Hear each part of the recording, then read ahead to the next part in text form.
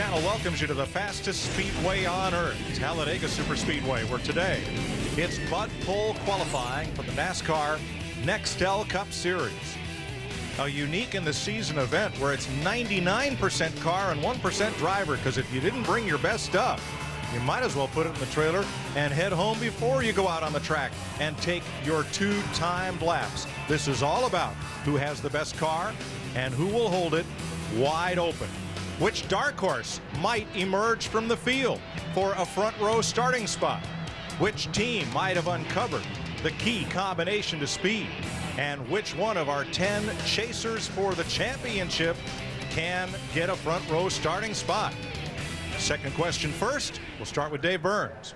With Mark Martin now, Mike, and he might wish that it was more driver than car at the track right now. Mark, your car was 41st in practice this morning.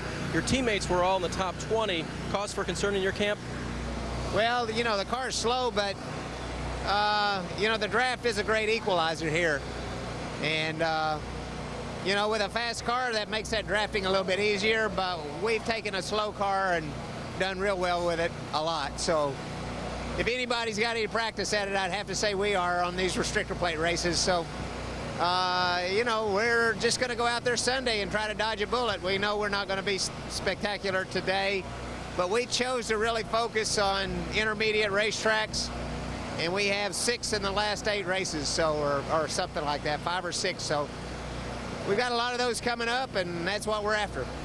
Mark, looking forward to the race. He does have 2 wins here at Talladega. Up pit road to Marty Snyder. Dave, this morning Elliott Sadler was 5th fastest in practice, but he goes out 3rd in qualifying. So is the number 3 slot in qualifying a bad draw, Elliott? Actually, I like going early here. You know, all your kind of oils and lubes and greases and everything is kind of warm still from practice. And last year we went out, I think, 4th and we sat on the pole. So him and his 4 Taurus lights going out early here at Talladega. Gets my job done early. I can go relax and see what everybody else can do. I think the grander question is which Sadler brother is going to qualify better today. Your brother Hermie, 9th fastest in practice today. He is. The people at Robert Yates Racing gave him a great car and a great motor. And also myself and DJ were all in the top 10. I hope one of us can slip up, maybe get on the pole. But it's cool. I love seeing him qualify in the top 10. Of course not out-qualify us. If he's second, we'll be fine. But it's cool to see him this happy and have this good of equipment. And it'll be fun racing with him here come Sunday. Be cool. Elliott loves this restrictor plate racing. Finished 7th in this year's Daytona 500, Mike. But Talladega has not always been kind to him. They may melt in your mouth, not in your hand, but they also get upside down real good. M&M's we're talking about. This is Mr. Elliott's wild ride. Up and over and through the grass, and oh, by the way, back to pavement. Elliott walked away unscathed. That's not on his mind now, and we'll put it to rest as well as we get set to qualify here at the world's fastest speedway. Mike Joy, Larry McReynolds, Jeff Hammond with you once again. And seems like every time we go to Talladega, things are a little different. And the big thing that's different today, Jeff, in that garage area, is the atmosphere. Yeah, believe it or not, the guys, for some reason, when I went down in the garage area, everything was very kind of like on an even keel. Nobody really in a panic mode. Everybody was working very deliberately on their cars during the 2-hour practice session. They had it earlier this morning. But I think the key to that is the fact that NASCAR brought these guys in actually about 12 o'clock on Thursday afternoon and put the cars through their paces as far as inspections concerned. Got a lot of guys through that. Got the cars really kind of like where they needed to be as far as meeting NASCAR specifications. This allowed the teams to kind of like roll off into the day's practice session a lot more prepared, a lot more controlled, and a lot more, I think, a lot better rested. So overall, I think the day's practice went a lot smoother with a lot less congestion on pit road. And perhaps one reason for that, Larry, is NASCAR's new rule regarding suspension, trying to bring the cars all a little bit closer, part in the name of competition, also in the name of safety. Well, there's a lot of things that make you run faster at Daytona and Talladega at the restrictor plate racetracks, but the 2 biggest elements is more horsepower and also getting that rear spoiler out of there. And one of the things teams will do to get that spoiler out of there is soften the rear springs, let the car travel. For a number of years, NASCAR has mandated that rate at 350 pounds. They issue the team shocks. Everybody's been qualifying with the same shocks. But what happened, so many different companies were making rear springs. I talked to one crew chief that came down here to Talladega in the spring. He brought over $4,000 worth of 350 rear springs. NASCAR said this is getting just a little out of control from a cost standpoint. So what we're going to do like the shocks. We're going to issue the teams the same brand, same rate, same size rear springs to qualify and race with, just like the shocks. But they went one step further with that change. I think they've watched the speeds just increase a little more, teams making more horsepower, making the cars more slipperier. So what they did in turn with this rule change, they upped the rate of the rear springs to 375 to get that spoiler up in the air a little bit. And one reason I think they did it now is they have somewhat made a commitment to teams that we will try to run the same rules at the final restrictor plate race of this year that will head to Speed Weeks at Daytona in February. So a little rule change, maybe through a few of these race teams, a little bit of curve, but maybe it's going to save them some money in the long haul. Yeah, good move in the long run, and certainly, hopefully, a cost-saving move as well. So, who's got the big steam, and who's got the slickest shape? We're about to find out in Talladega.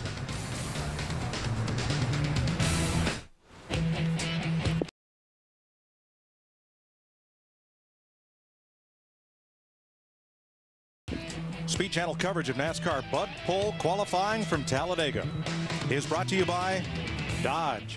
You can take life as it comes, or you can grab life by the horns. Dodge. And by Enterprise Rent-A-Car. Pick Enterprise and we'll pick you up. Down on the qualifying line, let's go to Marty Snyder. Well, Mike, if there's one team that has caught DEI in the restrictor plate game, it is Hendrick Motorsports, finishing 1-2 in July. Jimmy Johnson, you finished second at Daytona in July. Have you guys closed the gap? Is there a gap anymore? Is it pretty much equal now? Well, you know, in Daytona, we thought that we closed the gap and felt pretty equal with the DEI cars. And, you know, we hope that it's that way now. We've all gone back to the race shops and have worked on some things. And, you know, we're hopeful that we've got an advantage and they're not as strong as they were, you know, at Daytona. But you know, those guys work hard, too. And it'll be interesting to see. I think we'll get a better idea of things in race practice tomorrow. But, you know, we're just going to play it by ear. And, you know, I think experience in the draft pays a lot here, more so than, you know, the cars are so equal anymore that the drafting experience really is important. And I've been doing a much better job at that and look forward to things on Sunday. If there's one man who knows how to qualify at Talladega, it's Jimmy Johnson. His average start here, 4.0. Dave? Marty, we've all heard there's going to be a third Joe Gibbs Racing car next year, a number 11 in the Cup Series, but this is a little bit different deal this weekend, a one-race deal featuring Ricky Craven. Ricky, what are you doing for the folks here? I'm having fun. You know? Welcome back, by the way. Thanks. It's, you know, I got the call after coming home Sunday night. My family and I were in Boston for the Red Sox-Yankee game. What any New England boy would do, right? But I got the call and I said, well, I'm going to go home and have a family meeting. And I asked my little boy, and he said, you know, I really think you ought to stay home and play kickball. I asked my little girl, she said, Dad, you really ought to go race. And I guess the tiebreaker was my wife, and I think after a week she had enough of me. So it's really a cool opportunity to come race and be a part of Gibbs Racing, but represent Old Spice and really just have fun. And help them get some information that hopefully will help them build for next year. Mike? Thanks, Dave. And with that, the first car rolls. It's the Cheerios Pop Secret Dodge of Jeff Green, the Petty Enterprises number 43. Will be his 14th restrictor plate race for the 2003 Daytona 500 pole winner. Best super speedway qualifying effort this season was third in the spring race at California.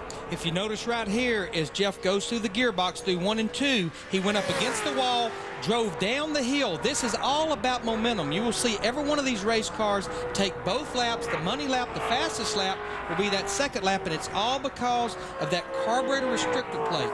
The throttle bore on a carburetor is 1 11/16. They choke it down with aluminum plate that cuts those holes almost in half and cuts the horsepower almost in half. You see right here, back up to the top of the racetrack, and he will pretty much run the top of the racetrack on that first lap. It's like a corkscrew. You keep coming down as you get into this run. All of that in the effort to make the car gain speed as it goes around the racetrack, to give it the most amount of time to get its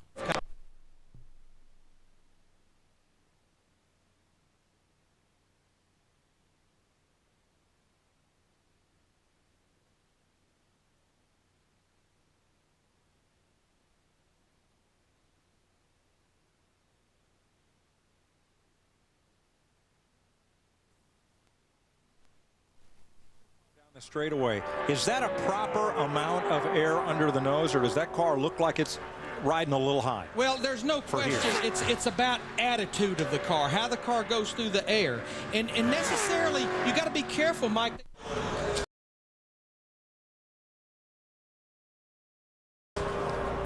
Second car out on track, it's the Roush number 99, Dave Blaney aboard. Now, Carl Edwards has been behind the wheel of this car, but gosh, Larry, does he even know what city he's in today? He will be in it before the weekend's out, but yeah, Carl is in Fontana, California, where the NASCAR Craftsman Truck Series races tomorrow night. He's there doing practicing, qualifying, and happy hour today. After happy hour, he's going to be on Matt Kenseth's jet, flying back here to Talladega in the morning for those 2 practice sessions. Then after those morning sessions, he's going to get back on that airplane, go back to Fontana, California, which is around Los Angeles, run the race tomorrow night, then come back to Talladega to run the race on Sunday. The only downside, he will have to start at the tail end of the field because Dave Blaney's qualifying the car. And I don't think Matt gives out frequent flyer miles on his jet. Probably not. Probably not. But it's a good smooth ride and a quick one too. Blaney's had a pretty quick ride here, 50.724. That's just a 10th off of Jeff Green. And like Jeff Green, though, both these cars have picked up from what they ran in practice earlier. I want to say a quick hello to my NBC counterpart, Alan Bestwick, who will not be at Talladega this weekend. Alan took a hard check in a non-checking hockey league game. Broke both bones in his leg, and he's going to be laid up for a little while. So, Alan, we know you're watching, and we'll hope you're well soon. Hope you're not using that hockey stick as a splint. Yeah, wishing you well right there, Alan. Hope you get back quick, buddy.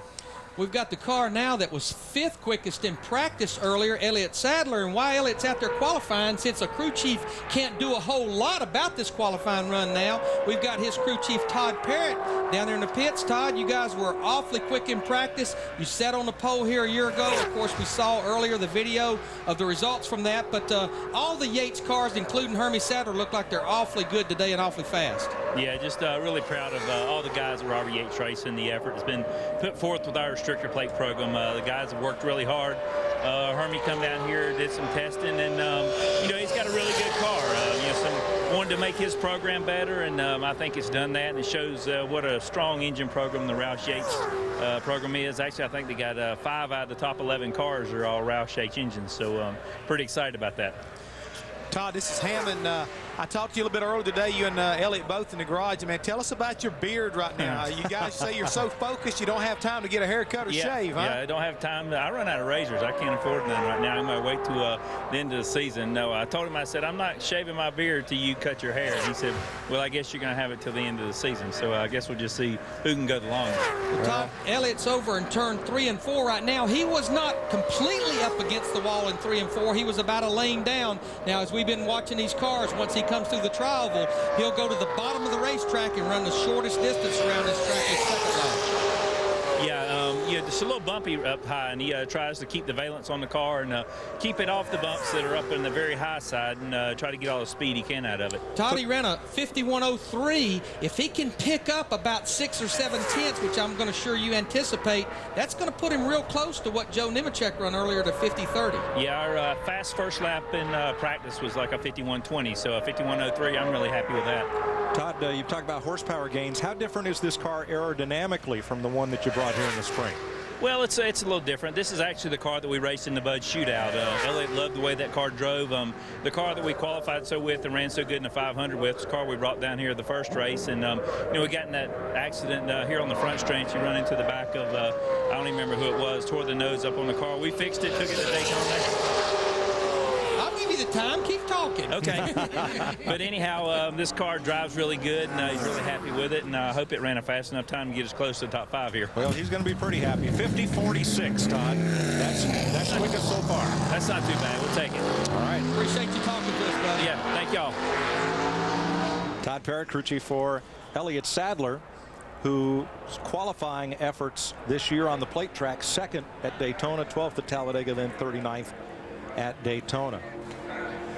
And guys, I think right now I want to kind of put Larry on the spot a little bit, but I know how I was when you come to a place like Daytona, Talladega, you want to get off the truck and have good solid runs, but you always want to feel like you're holding just a little bit of speed, whether you get the car just a little bit higher, the spoiler angle just a little bit stronger than what you're going to go through, so that you can kind of be pleasantly surprised, because you never know when you get that restrictor plate, that set of shocks, and today now with the new springs, exactly how your car is going to respond to it. So far it looks like all these crew chiefs have done a really good job getting their cars through tech and saving just a little bit so they can pick up.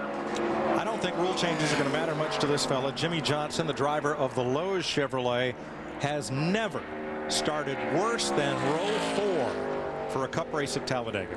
And what this team did, this is a brand new race car. We talk about Daytona and Talladega being similar, but as we all know, they're significantly different. Daytona is more of a handling racetrack. So what this team did is they built a brand new race car with as low a drag as they could possibly have. Very slippery, which hurts the downforce. They came here and tested a few weeks ago, felt good about this car. So that just shows you the effort, especially these top 10 teams are putting in these final 10 races. Now, Chad told me, Chad Canals, the crew chief on this car, talked to him over at Lowe's Motor Speedway during a test session, and he said that they were very fortunate. They had anticipated this new spring rule coming out, so they got an opportunity to run to test this car exactly the way it was going to be as far as this new configuration, and he feels very confident that this is going to be a car that they can carry to victory lane this weekend. Jimmie Johnson, 57 points out of first place in the chase for the Nextel Cup. First lap is in 51.365, not that far off of Elliott Sadler. It's pretty close on it. And he somewhat was not that fast in practice. He was only 24th quickest in practice at a 50.91. If he'll pick up those 7/10, that's going to put him probably not as quick as Elliott Sadler, but somewhere there about where Jeff Green or Dave Blaney is. One of the unique things about walking through the garage area during that practice session, he was in street clothes with about 45 minutes left in practice, so they felt pretty confident that they had a race car that when they got ready to go through tech that they could go faster. Earnhardt used to do that, and he'd walk out through the garage, made sure everybody saw him leaving. It would just frustrate the other teams no end. Exactly well, if they're right. done this early, they must be good. Let's see how good Jimmie Johnson is right here. Mike, you talked about Jimmie Johnson starts here. His crew chief, Chad Canals, had 4 poles here because he sat on the pole twice with Stacy Compton back in 2001. It's good, but it's not what they hoped for. It barely edges Jeff Green, and it's about a 1/10.5 off of this man, Elliott Sadler.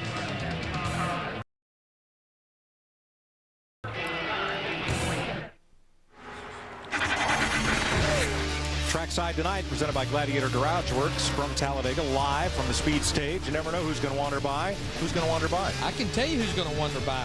Jeff Gordon will be with us, and the ever colorful Kenny Wallace.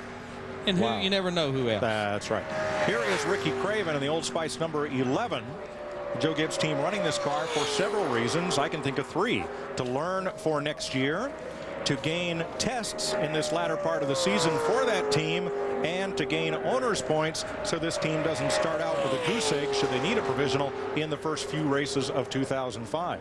He's going to be 4th quickest out of 5 cars at a 50.67. Yeah, this team plans on running 2 additional races later on in the year, Atlanta and Homestead, possibly with J.J. Yaley. And they got Felipe Lopez down there turning the wrenches today, so pretty good effort for these guys. All right, the fastest man in town is with Dave Burns. And he ran a 46, not quite your pole speed from last year, but better than this morning. Are you happy with that? Oh, yeah, we're happy with that. We didn't really bring this car to sit on the pole, but I know how good it's going to be in the draft, and that's what I'm excited about. So we'll start somewhere up near the top 10, but the ultimate equalizer starts tomorrow and Sunday, and I can't wait to get in the draft with this thing. I think it's going to be a lot of fun to drive. It was great to drive when we had it at Daytona, so we'll just wait till then. M&M's 4 Horses Fast. We'll just try to make it through this weekend, get all the points we can, and move on to the next week. And stay all 4 wheels on the track all day, right? Yeah, I want to keep all 4 on the ground this time. I think I've done my Joey Chitwood invitation enough here at Talladega, so I hope the fans enjoyed it last year because I hope they don't get to see it again this time. Hopefully they see us going into victory lane or at least running near the front. It was a whole lot more fun finishing 3rd here at time for last than getting up in the air, but sometimes you got to go for it. I mean, we got to run an aggressive race Sunday, get all the points we can. We can't afford to lose anything else or give up anything, so see what happens. And the hair real quick, Todd says he's going to beat you on this. Yeah, I don't think so. Todd's got a long winter ahead of him if he's not going to shave until I let my hair grow. So we'll see what happens. I'm not cutting that anytime soon. Very good, guys. Okay. Mark Martin in the Roush Viagra Ford, 17 top 10 starts here. 13th at New Hampshire, 2nd at Dover. He's moved from 8th at the beginning of the chase to now 5th, 57 points out of 1st. We have his crew chief, Pat Trice, and we're going to talk to Pat a little bit. Pat, I looked at the practice sheet. I almost had to flip it upside down to find you guys on the speed charts. Jeff Hammond was talking a while ago about teams holding just a little bit. That's something maybe you guys doing in practice? I hope we were. We don't think we were. We were trying hard as we could, you know. But you know how it goes. You got to try to get as much through as you can, and hopefully we got enough through that we can pick up a little bit. But you know, if not, we'll race real good with this car. It's the car we run here in the spring, so we feel pretty good about it. Sixth place finish in the spring after a sixth place start. So pretty good piece. Pretty good piece, yeah, in the spring. But the one thing I'm noticing right now, Pat, watching your car go around the racetrack. 51:30. 51:30. He calls out to Mark from his first lap. And, Pat, you got to be pretty happy with that lap Yeah. there, because that's the first lap, and that's quicker than anything you ran in practice, knowing he's going to pick up 5, 6, 7 tenths on his second lap. Yeah, I mean, we feel pretty good about that lap. Like I said, we changed a couple of things for qualifying. You know, we thought maybe we had a little something wrong, but seems like it's picking up, so I feel pretty good about that lap right there. Yeah, I was going to say, I was up in the truck a little earlier with you guys and Jack, and they were talking about how you like to hold just a little bit and kind of like show it then. But like I say, late in practice, it looked like you held it maybe a little bit too long, but right now she's looking pretty good, Matt. Man, looks like it's going to be in about the 50s. Looks like going to be a good lap for you. 50-63, third quickest, buddy. Thanks, guys. Appreciate that. Thank you for talking to us. 50-63 for Mark, 64 for Jeff Green, 67. That's hundredths of a second for Ricky Craven. So a bunch of cars knotted right there. Now, Larry McReynolds, you know good and well, Pat Tryson ought to be cutting cartwheels right now. When you find 8 tenths of a second for qualifying, that's a pretty big pickup. Well, and I think they know how good that car is going to be when they drop that green flag on Sunday. Speaking of good, Dale Jr.'s success at Talladega has been pretty remarkable. First time here, 42nd. But then, after finishes of 14th and 8th, 4 straight wins at the world's fastest speedway for driver number 8. That's 4 straight.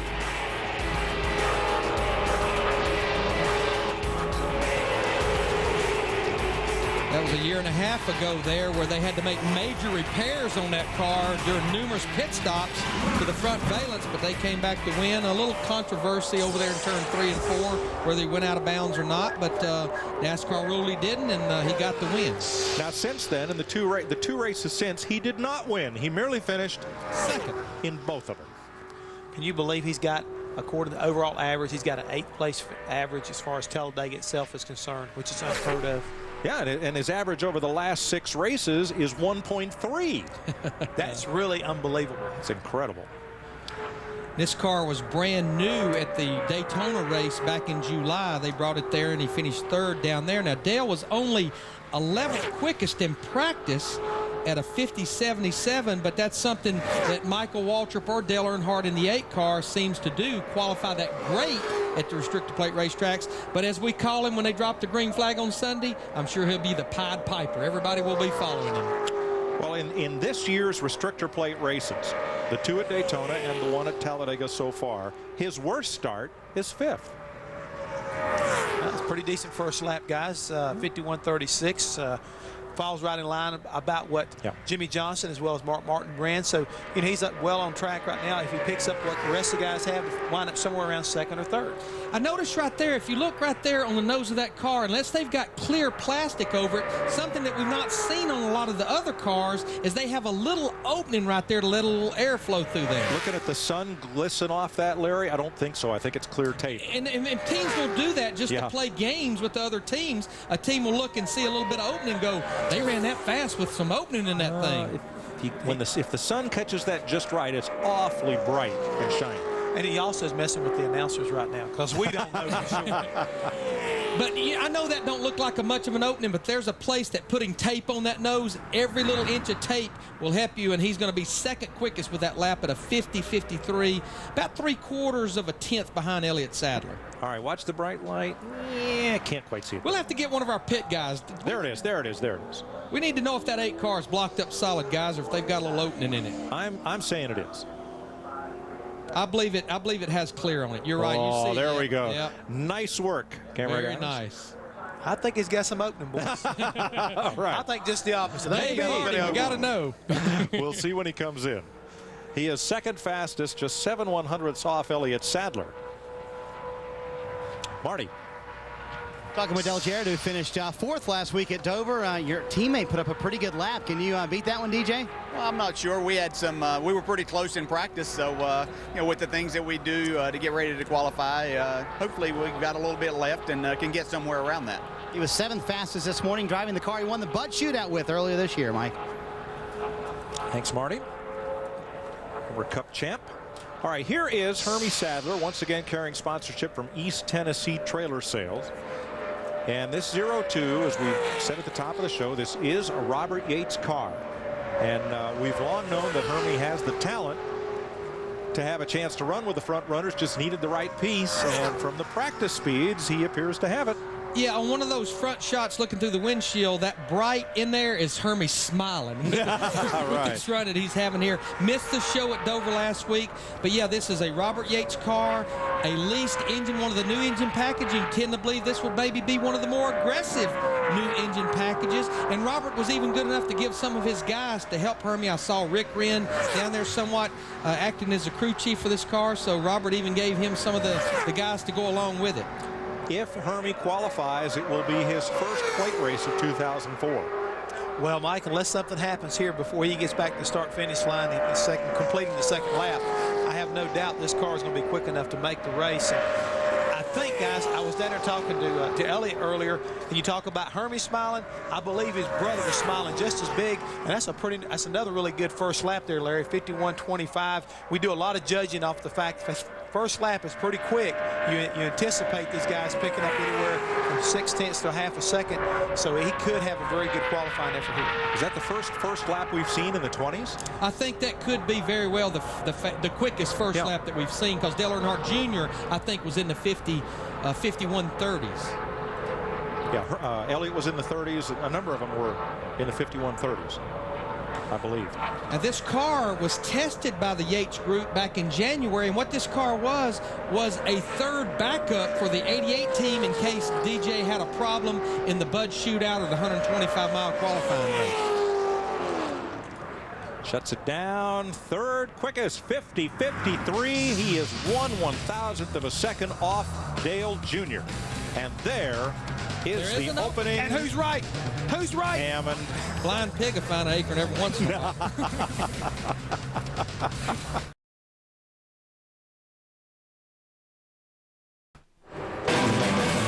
You want to be part of the NASCAR fan experience, be part of Infield Hot Pass. Tonight at 10 p.m. Eastern and only on Speed. Rookie Brendan Gaughan in the Penske Jasper Kodak, number 77, first lap. Right there in the ballpark, 51.35 in that Dodge. Yeah, he was 18th quickest earlier at 50.84, so he should maybe run a little quicker than what he practiced. Brendan has started in the top 20 in all 3 restrictor plate races this year. I got a chance to talk to him earlier down in his transporter. He was pretty happy with the way the car was running. He felt like that they were going to be able to find a little bit more speed before they got through the room of doom, we like to say. He's so happy-go-lucky. I'm telling you right now, anytime you want to brighten up your day, go down and visit Brendan Gaughan around the garage here, because he's always got something funny going on and acting like a clown, which I know that's something that Rick Reynolds can kind of allude to. You know, he didn't get the pickup he wanted. Brendan Gaughan at 50.72. Trails the pack right now. He's 9th of 9, and we need to point out there are 47 cars here, but Morgan Shepherd has withdrawn, so that means only 3 will go home. But I'm telling you, 9 cars, that's tight. 50.72, Brendan Gaughan up to Dale Earnhardt Jr., 50.53. How about it, Dave? With Dale Earnhardt Jr. now, just a little more than 2/10 gain there. Is that what you were expecting?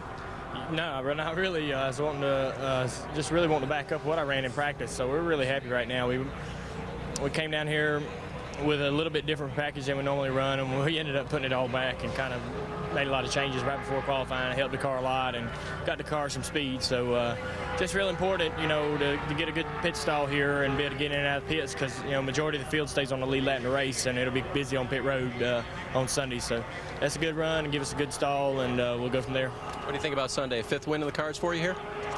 It's in the cards. You just have to draw the right ones, I guess. We got a good card, a lot of momentum coming here every time, and just want to play it smart. It'll probably be a little more conservative than what you usually see, but got to get up front and got to stay there. Watch lap 188. Let's see where he's at that point, guys. All right, Dave. As Larry pointed out, of the 9 cars that have qualified so far, 6 of them are within 1/10 of a second. And that's close for Talladega. And a lot of people may wonder as we watch Matt Kenseth start his first lap, why would Dale Earnhardt Jr. leave an opening in that grill if there's a lot of speed there? Well, just remember, these are the engines these guys are going to have to race. And the last thing anybody needs, especially if you're in the top 10, is to cause a problem with the motor now that will show up in that 500-mile race on Sunday. But also to add to that right there, Larry, we've talked about it before that with this new spring combination, that they may be trying to do something to make the airflow a little different over the nose of the car to help the rear spoiler not see as much air. So a lot of combinations going on down in that garage area trying to find speed today here at Talladega. Matt Kenseth coming around to complete lap 1 of 2. Pretty quick in practice earlier. He was 12th quickest at a 50.77. That's the fastest first lap that we've seen, 51.20 on Matt. You know, one thing that really threw these guys a curve, because Jeff, you were talking earlier, they practiced earlier this morning. That was more time elapsed between practice and qualifying, 3.5 hours. For some guys, it was going to be as much as 5.5 hours. And one thing the guys were really concerned with, and you know, Larry Mack, I love weather. I've been watching this flag down in turn 4, and it's really starting to pick up the waving, which means the wind's starting to pick up. And what does that do for these guys? It throws them a curveball in their gear selection. If the wind starts really blowing, you'll maybe want a little bit of more gear to push you down these straightaways. And I heard a lot of guys on the scanner chatting about that. If the wind picks up, we may need a little bit lower gear. All right, here's the defending Cup champion, the Smirnoff Ice, number 17, goes to second on the board. 50.47, 1/100th of a second off Elliott Sadler. Wow.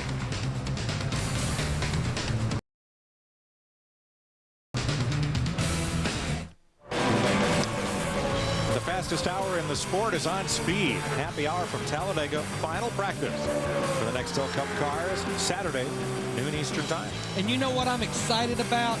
We are creatures of habit. We love consistency. 8 races in the chase for the championship. Every qualifying session and every happy hour session, you can see it on speed the rest of the year. Don't touch that dial. Chad Blunt from Walkerton, Indiana, 25 years old last Saturday. The ARCA Rookie of the Year in 2002 and the point standing runner-up. He has 20 Busch Series starts, and he's got the ride in this Mobil 1 Dodge for the weekend. 50.91 for Chad Blunt. That's a pickup of 6.5 tenths from his first lap. This team has no provisionals. They've got to make the show on speed. Here's Dave Burns. With Hermie Sadler, you know, Hermie, the guys upstairs said part of the glint they saw out of the windshield was your smile. You happy with this?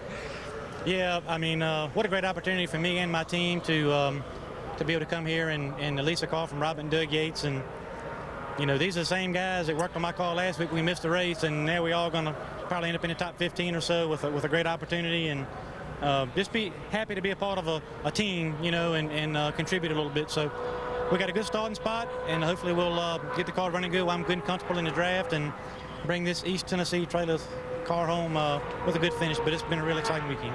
Good to see him back at Talladega, guys. Only one other start, only made 3 laps in that race, hoping for a lot more on Sunday.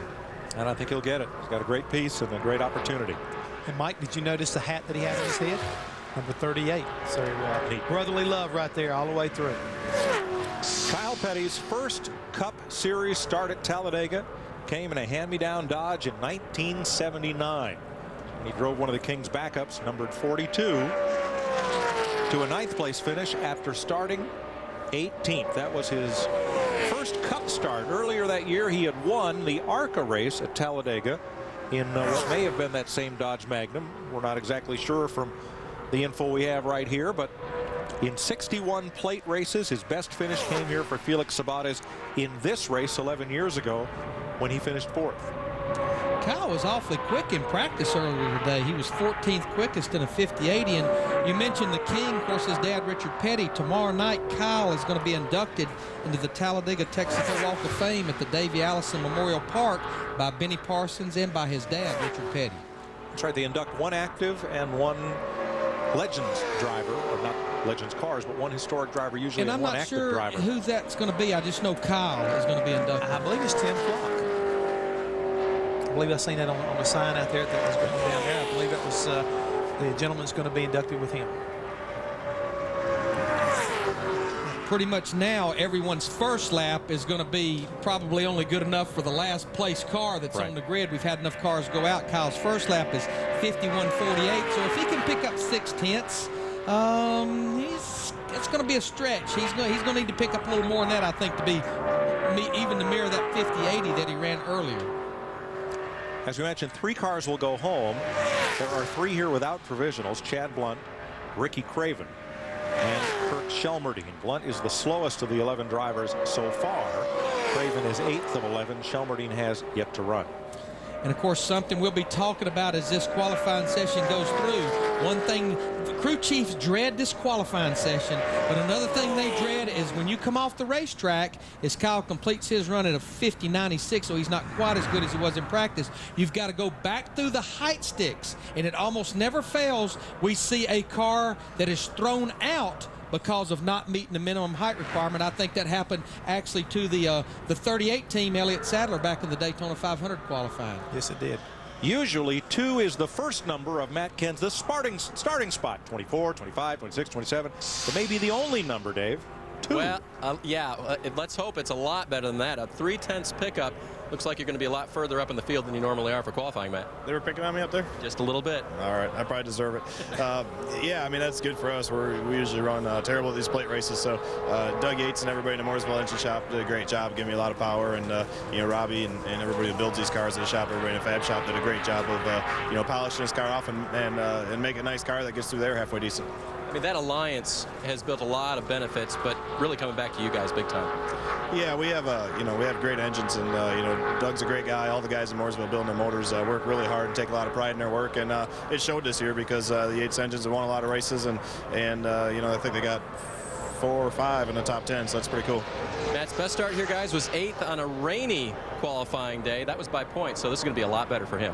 I need to make sure and correct myself. That happened to Elliott Sadler in the 38 team at the Daytona in July qualifying session, not for the Daytona 500 in February.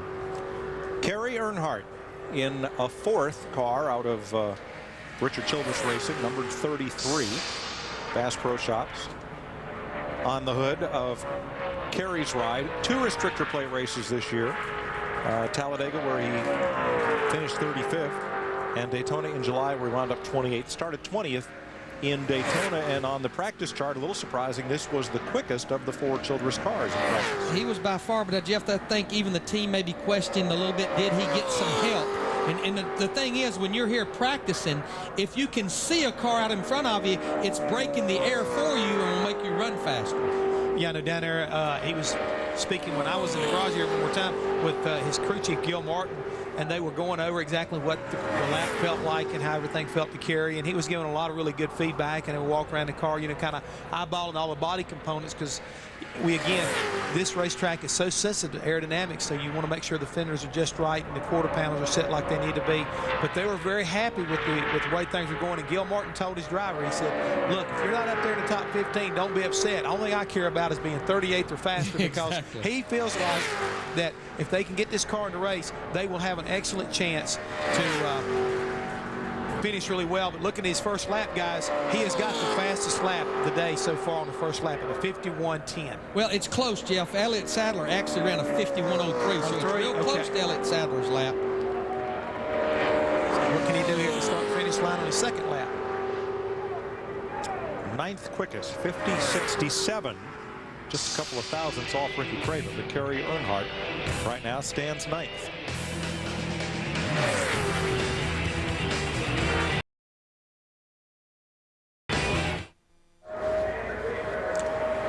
Ricky Rudd driving for the Wood Brothers in the Rent-A-Center Air Force Ford number 21, whose first start came here in 1976. This will be his 56th Talladega start, and he has now got the 2nd fastest first lap of the day. Michael McSwain is crew chief. He is only 6/100ths off what Elliott Sadler ran on that first lap, Michael. Yeah, that's pretty good. That's a little bit better than we were today. I guess we had more than I thought in the truck there, man. Yeah, I mean, you keep talking about going to the truck, Mike. I mean, come on, you going to share with the class? Tell us what you get out of the truck. Heck, I'm going with you. I must have made an extra trip. But now this is the same car, Fatback, that sat on the pole here in the spring race. Yeah, it is. And they had some rule changes, and a little beat up from Daytona, so we'll see what happens right here. If he picks up that half a second or 6/10, he's going to be down there in the 50s or 60s. Let's see what he does. Oh, yeah. 23. That's pretty good. Woo, how about that? Nice run. Yeah, that's good. I Let me want talk to the to driver go here. to your truck. Yeah, thanks. But what I want to know, Michael, is why are you surprised that he picked up that much? He's on the horn with it. 23, 50-23. Check your brakes, check your brakes. Check your brakes, check your brakes. Why are you surprised that he's that quick? We weren't quite that quick in practice, so I guess we did enough work in between. Oh, boy, that's the right kind of surprise to have. Yes, it is. And, of course, what Michael was telling Ricky about checking your brakes, what these guys do, since you don't use brakes on the racetrack, is they take and pry the brake pads back from the rotors because that helps reduce the rolling resistance, but you got to remind that driver, pump those brakes up before you get back to pit road. Great. Now remind him to give back the headset before he walks away. Ricky Rudd, 50-23. Is quickest. Ricky has not had a front row start at Talladega. That's kind of surprising. He's had four third place finishes, 1 front row start, and that was the pole here earlier this year. Before this year, did not have a front row start. Never mind. Throw that piece of paper away. Ryan Newman's on the track. Here's the Rocket, who led 325 of 400 laps at Dover. Wow, can you say dominant?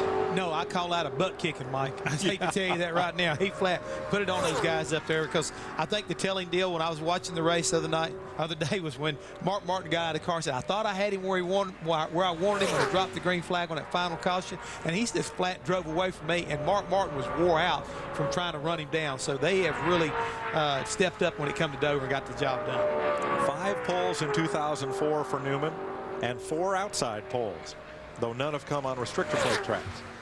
Yeah, I mean, this group, and they were awfully quick in practice earlier. They were 10th quickest. I talked to Matt Borland the other night. These guys have been like feast or famine, a lot of famine at the restrictor plate racetracks. They've got caught up in a lot of the big wrecks, but they felt awfully good about this race car, and it somewhat backed it up in practice with the way it ran. His best plate start this year, 13th in July at Daytona. And now we start to see, look at turn 1 there, starting to be shaded just a bit. Doesn't look like yet that's going to be that shade is going to be any kind of a factor here. And it has to cool down a lot here, Mike, because we talked earlier about handling not being a big issue. The biggest thing, if it cools down, is these engines will run a little bit better. Larry, you're from Birmingham, close by to Talladega. When does it cool down here? Christmas? And I have spent Christmas in a T-shirt. The pine needles falling off the Christmas tree faster than you can unwrap packages. Ryan's first lap was 51.17, and remember right now the bullet point first lap is 51.03 by Elliott Sadler, who is second quickest right now. Don't think this is going to be quite the lap that Ryan was looking for. So he completes it 50.66. That puts Ryan 9th quickest. And that's just a little bit quicker than what he practiced. 6 cars in the 60s. And now we're up to, I think, about 9 cars within a 1/10 of a second within the 60s and 70s. Tommy Baldwin joins us, another member of the I Left My Razor Home for the Weekend Club. Crew chief for Casey Kane as your rookie driver goes out on track. What are you looking for here, Tommy? The best Dodge right now is Jeff Green at a 50.64. Obviously, we'd like to be a little bit better than that, but you know, we worked real hard since the last Talladega race on a lot of race stuff. We didn't really pay attention to much stuff for qualifying, but we threw everything at it that we know here, and we'll see what happens. Well, Tommy, you were telling me earlier when we talked this morning before practice that you didn't really expect to really qualify that good. You guys were pretty decent in practice, though 21st quickest, but you felt good, I think, about how this thing will race. Yeah, I mean, you know, like I said earlier, Sammy Johns did a good job with our research team, and found some things that they thought that we needed to work real hard on race trim, and we concentrated on that a lot rather than looking for the 1 or 2 lap speed. So, you know, hopefully it'll pay off on Sunday. Everyone's worked real hard in the fab shop. Motor guys have done a great job. We'll see when that checker flag drops on Sunday. You know, Tommy, I was talking earlier, and I monitored a lot of the teams this morning about gear selection. And this morning, when that 9:30 to 11:30 Central Time practice, the flag in turn 4 was standing straight down. Now we're starting to see a little bit of movement. Did you have to really think about what gear you wanted to go to, anticipating the wind picking up or dying down? Well, I mean, normally, you know yourself, you've tested here so much. This is the way the wind normally works during the day here. And we anticipated, we knew what kind of gear we needed to run. You know, we had a lot lower gear than we thought we'd run here since last time. So obviously the motor guys did a good job. And Tommy, these things, unlike the 9,500, 9,600 RPMs we turn unrestricted, these things only probably want to run about 7,000, 7,100 with the carburetor restrictor plate. Yeah, I mean, we work around probably about 7,100, 7,300 max RPMs for the most horsepower we want to achieve there. And you know, it'll change in the draft because you'll be all bunched up running together and the RPMs will go up, so we'll have to work on the gear there also. A 38 on your first lap. That's pretty good. I mean, we ran I think a 60 was our fastest first lap in practice, so we'll see what happens here. Well, Tommy, this is Hammond up here. Do you feel like right now the way the Dodgers are running, you guys can kind of get back this thing into victory lane? Because it's been really since about 1976 and Dave Marcus since Dodge has gone to victory lane here at Talladega. Well, I mean, you know, between Dodge and all the Dodge teams, I'm sure we've all worked as hard as each team has, and you know, it's hard. I think, you know, as the Dodge group, I think we're missing something from what the other manufacturers have in, you know, at these speedway races, but we might have a little bit bigger gain on the intermediate type. So I don't know. We'll go back and do our homework this winter and try to get a little bit better. Another car in the 60s, 50, 69. For Casey Kane. We wanted it on the other side of the 60. Yeah, there's a lot of 60s there. But Tommy, thanks for talking with us while Casey was out there qualifying, and just keep digging, buddy. Casey Kane is 12th. Here's Dave Burns with the new pole sitter. And picking up more than 6/10 over the morning run, Ricky, you got to be pleased with that. Well, we're really happy. You know, this Renaissance Ford, it ran really well last time we sat on the pole with this car, but the new rule changes were quite a bit different. They were for everybody, and, you know, everybody gave up speed. You just don't know how much you're going to give up in relation to your competition. And, you know, Fatback McSwain, all the guys on this Motorcraft Taurus, they did a good job tuning it up and ran very well. We didn't get all the practice we needed in pre-qualifying runs. We knew we had some speed left. We just didn't know how much. It turns out we had maybe a little bit more than we expected. How big was the Fatback this time today? Well, as far as pole speed, you know, the car has always been fast, but the biggest thing is the drivability. We've been fast before, but we couldn't race the car and start pushing, and, you know, the car is driving a lot better than it has in the past. So not only do we have the speed, but we also have the drivability, so it should race well. An optimistic look from Friday to Sunday, guys.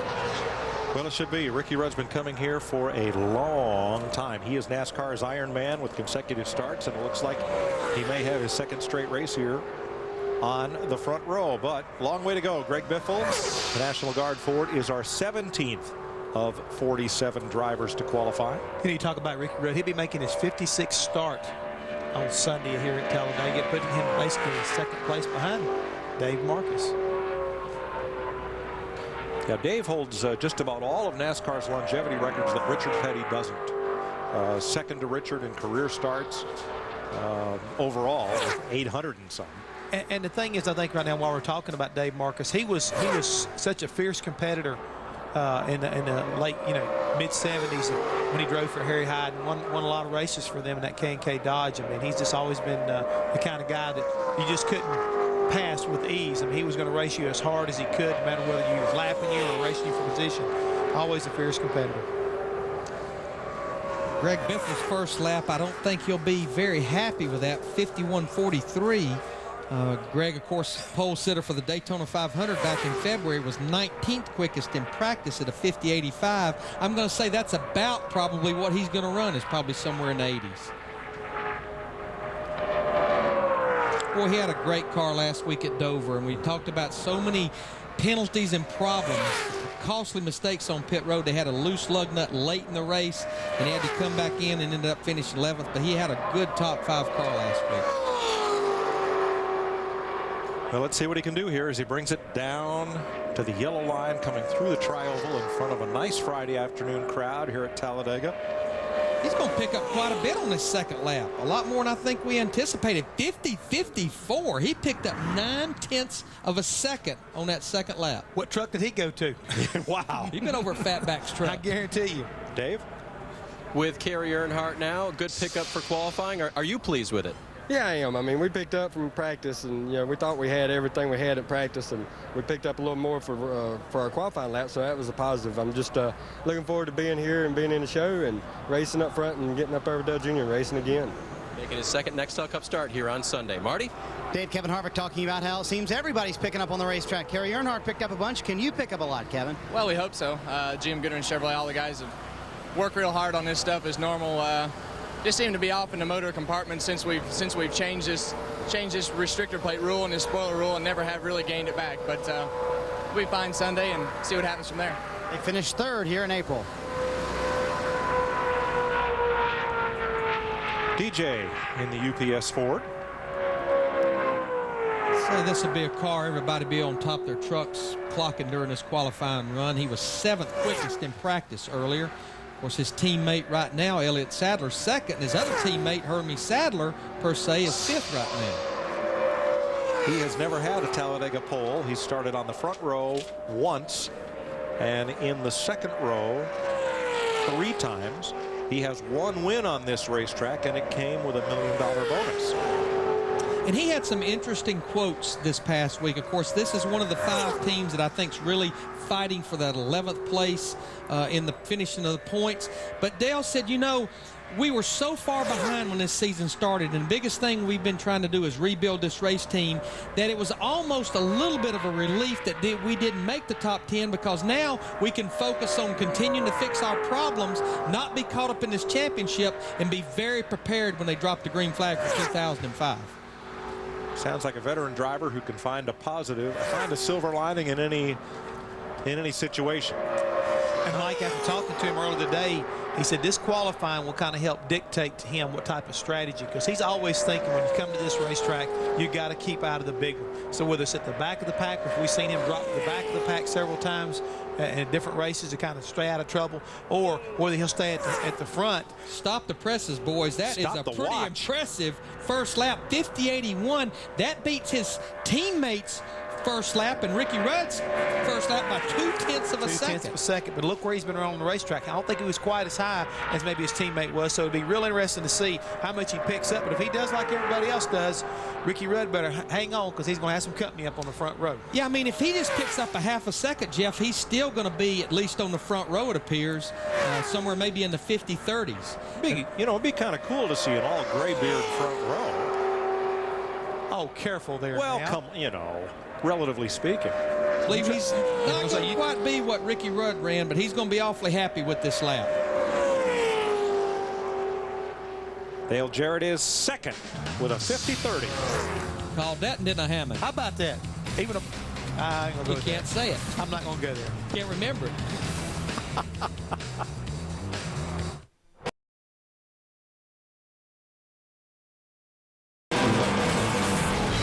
Tomorrow, the ARCA REMAX Series, live on Talladega Saturday, 2 p.m. Eastern Time. Architects of the big track, and you'll see it right here.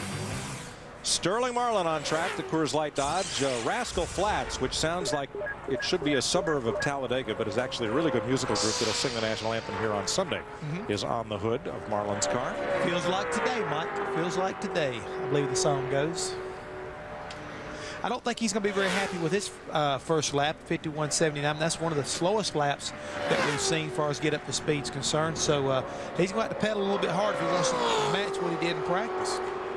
Nice to see Sterling the other night at as Darrell Waltrip was honored in Nashville by the area chapter of the Multiple Sclerosis Society. And Sterling, among the guest attendees, David Hill of Fox Sports, presented Darrell with his Hope Award. Well, he picked up quite a bit from his first lap, and he did better what he did in practice, so he may be pretty happy with that. And I believe Dave Burns is caught up with another driver now. What's going on, Dave? With Ryan Newman, Jeff, and a little less than a tenth on your pickup there. Did you expect more, or is that about what you thought it'd be? You know, usually we stay about the same, or maybe just lose just a little bit depending on the conditions. But you know, good effort for our Autel Dodge, and usually everybody else picks up and we stay about the same. And I think that'll be the case again. We were 10th in practice, we'll probably be about 20th or so after qualifying. Well, pickup is a good thing, and he will start his 6th Talladega race on Sunday. Marty? Dave, Brian Vickers looking for some pickup. 13th fastest in practice. Can you get the car in the top 10, Brian? Yeah, I think so. You know, we've definitely got just as good of a shot as any, but we did all we can to it. At this point, it's we'll see what we got. But the guys have been doing a great job. The GMC Chevy's been running good so far today, and we'll see. His team spent 2 days here in June, Larry Mack, working on nothing but qualifying setup. We'll see if it pays off here in a moment.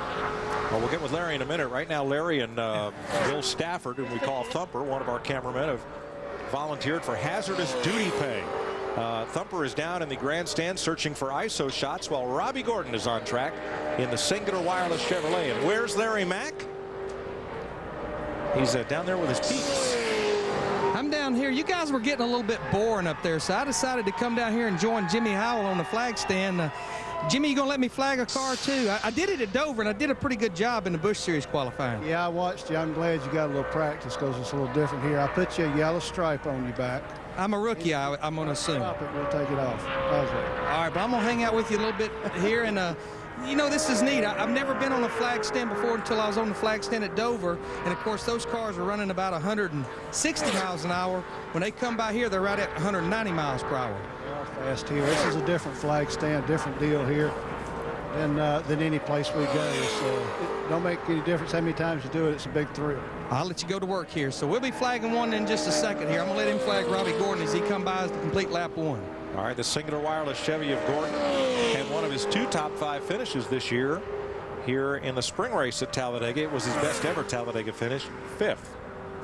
And he said, he told me, he said, I'm not really worried about where I qualify at. As long as I qualify, he said, I feel like I've got a car that we can race to the front with. And Robbie said he really likes it here at Talladega, which is a lot of these drivers, when they tell you that, they kind of like got this cringy look in their face. But with Robbie, hey, he's got fire in his eyes and he's ready to race. Plus, Jeff, I think you talk to some of these ex-IndyCar drivers, maybe they just don't have the sensation of speed here at Talladega, that they've had in the past. When you go places like Indy and go over 225 miles an hour, right. No, I'm sure it's not the case. And having been to Indy with Robbie and watched him qualify that open wheel car, I'm sure it doesn't give him the same sensation. 51.62 on the first lap. And the Childress Racing Chevy completes lap 2, 50.96 for Robbie Gordon. And that's going to trail the field right now. But he still picked up from practice. Yes. I mean, that's what's going to be disappointed is even though he picked up, he didn't go up on far as the charts are concerned. All right, Dave gets to talk to both of the Yates drivers and the Wood Brothers driver because they're all fast. Dale Jarrett's now 2nd. This would be the 88 side of that Yates equation here. DJ, good pickup on that. Are you pleased with it? Yeah, we were happy with it. We knew that we had left a little bit from practice to getting to qualifying time, and just didn't realize that the 21 had left more out there than what we had. But it's a good pickup for us. We made some changes on this car, and what encourages me is the changes I thought was probably going to slow it down in qualifying, but make it drive better, and it does drive better, and hopefully that will be good in the draft. But we're also running a little bit faster, so should be a good combination for us. Looking forward to Sunday. DJ will make his 36th start here on Sunday, trying to match his fall 1998 status. That was a win. Marty? Dave, on the list of places Rusty Wallace still wants to win, I'm sure Talladega's got to be in the top 5, Rusty. Oh, definitely. Talladega's definitely one of them I love to win at. I've got closer many, many times, but haven't pulled it off yet. Here in June, you had a pretty interesting test. You got to test without a restrictor plate. What was that like? The lap was 2:16. You ran top speed, 2:23? What was that like? That was really something. I'm telling you, when I look out at this trial, it just looks so simple and so smooth. But let me tell you what, coming through that baby at 2:28, that front end was floating, that thing was skating, it was unbelievable, and went at the corner with the rear sunk down on it, and I had to get out of the throttle to make it through the corner, but it would scream down the straightaway. So 2:28, 2:29 in the straightaways, 2:21 average lap was amazing. So bottom line, we should not be racing without restrictor plate, should we? No, I don't think so. I mean, at least not that much horsepower. That was an adventuresome lap for Rusty Wallace here in June, but he said he really, really enjoyed it. Thanks, Marty.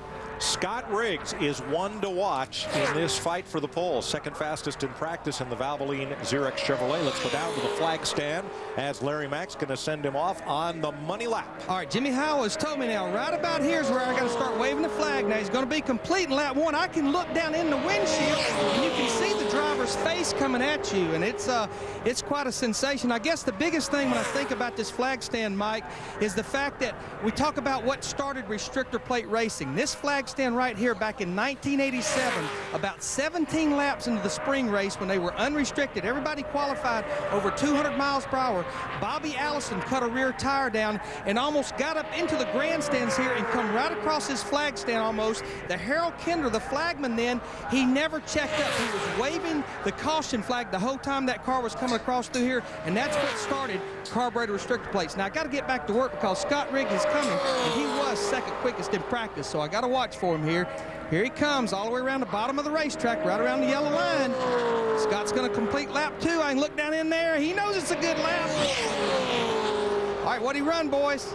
Well, Larry, his first lap was a 50.99, but his second lap is third quickest at a 50.31. So a good effort there for the 10 car as well as Scott Riggs. All right, Jimmy Howell said I am no longer a rookie, so the rookie stripe is gone. He's going to let me maybe flag 1 or 2 more cars, but there you go. The rookie stripe's gone, boys. Yeah, I think you lose your stripe because not only did you flag him, but you talked all the way through the whole lap without even a breath. Well, I'm used to doing that. Hey, do us a favor. Can we talk to Jimmy? We'd like to know if he'd be interested in keeping you the rest of the broadcast. Jimmy Howell, would you like to maybe go up and do my job? You know, it can't be that hard because Hammond does it. I'm not going to go against Hollywoods because that's what they call me, but I'd like to have that job sometime. I'd like to do that. Okay, it's not a bad gig, you know. I still miss being a crew chief, and I know Jeff does too. It is you and all the gang, but it'd be nice to give it a try. All right, so you're going to let me flag another car too now that my rookie stripe's gone? I think you're in the groove. I don't want to mess you up now. Did I flag it about the right time? I kept going. You didn't drop it, so you did real well. You have a black flag here, anybody? I've always wanted to throw a black flag. Don't quit your day job. All right, who we got out there, boys? Bobby Labonte, it looks like, in the 18 car.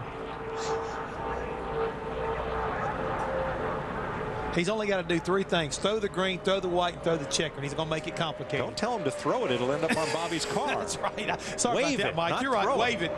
Now, Bobby came by me a lot higher on the racetrack. When Scott Riggs took the green flag, he was basically about a lane down, but Bobby was right up against the outside retaining wall here, so I could really look down in the race car there. Labonte has 1 pole here, the spring race of '98, which he won, his only victory in 47 plate races. But in the last 7 Talladega races, he has just 1 top 10 start, and that came in this race a year ago. The pole winner at Texas, 13th place in the points.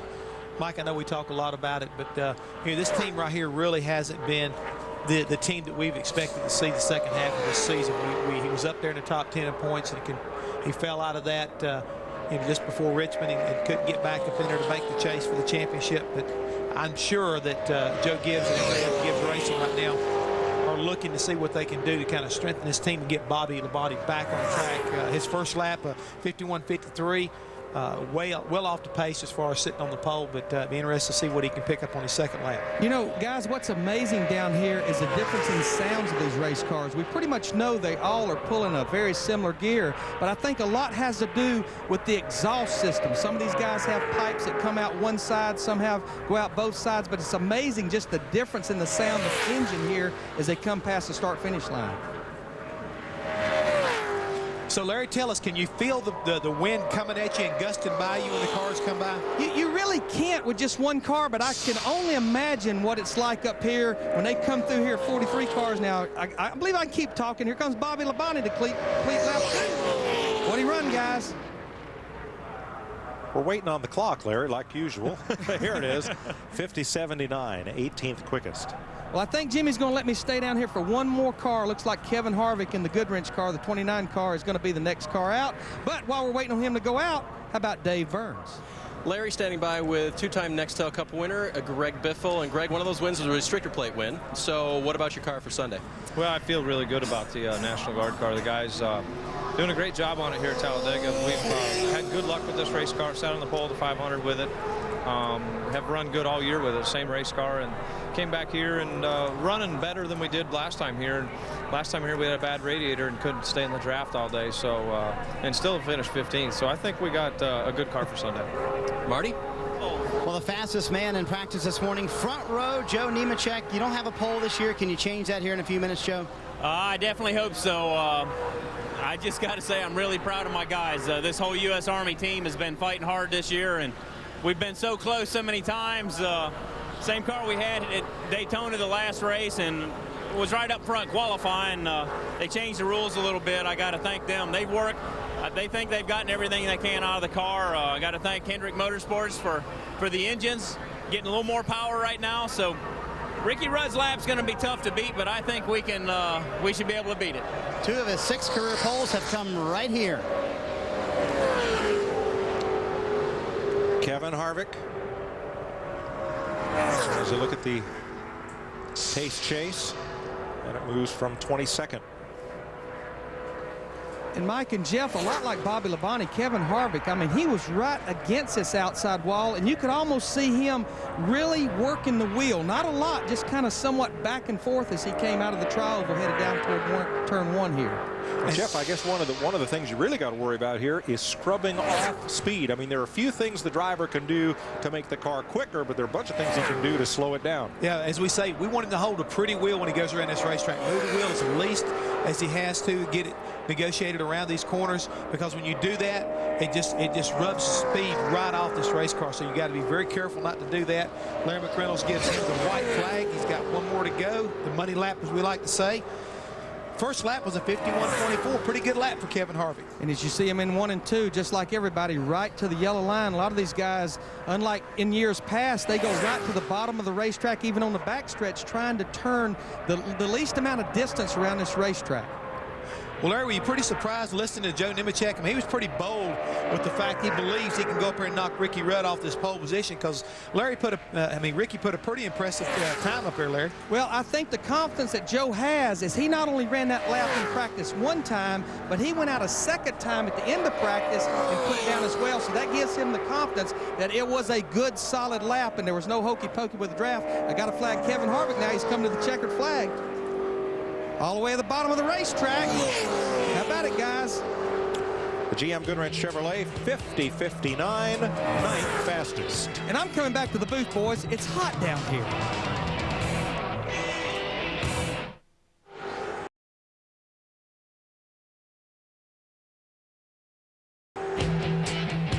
Speed Channel coverage of NASCAR Bud Pole qualifying from Talladega is brought to you by new M3 Power from Gillette.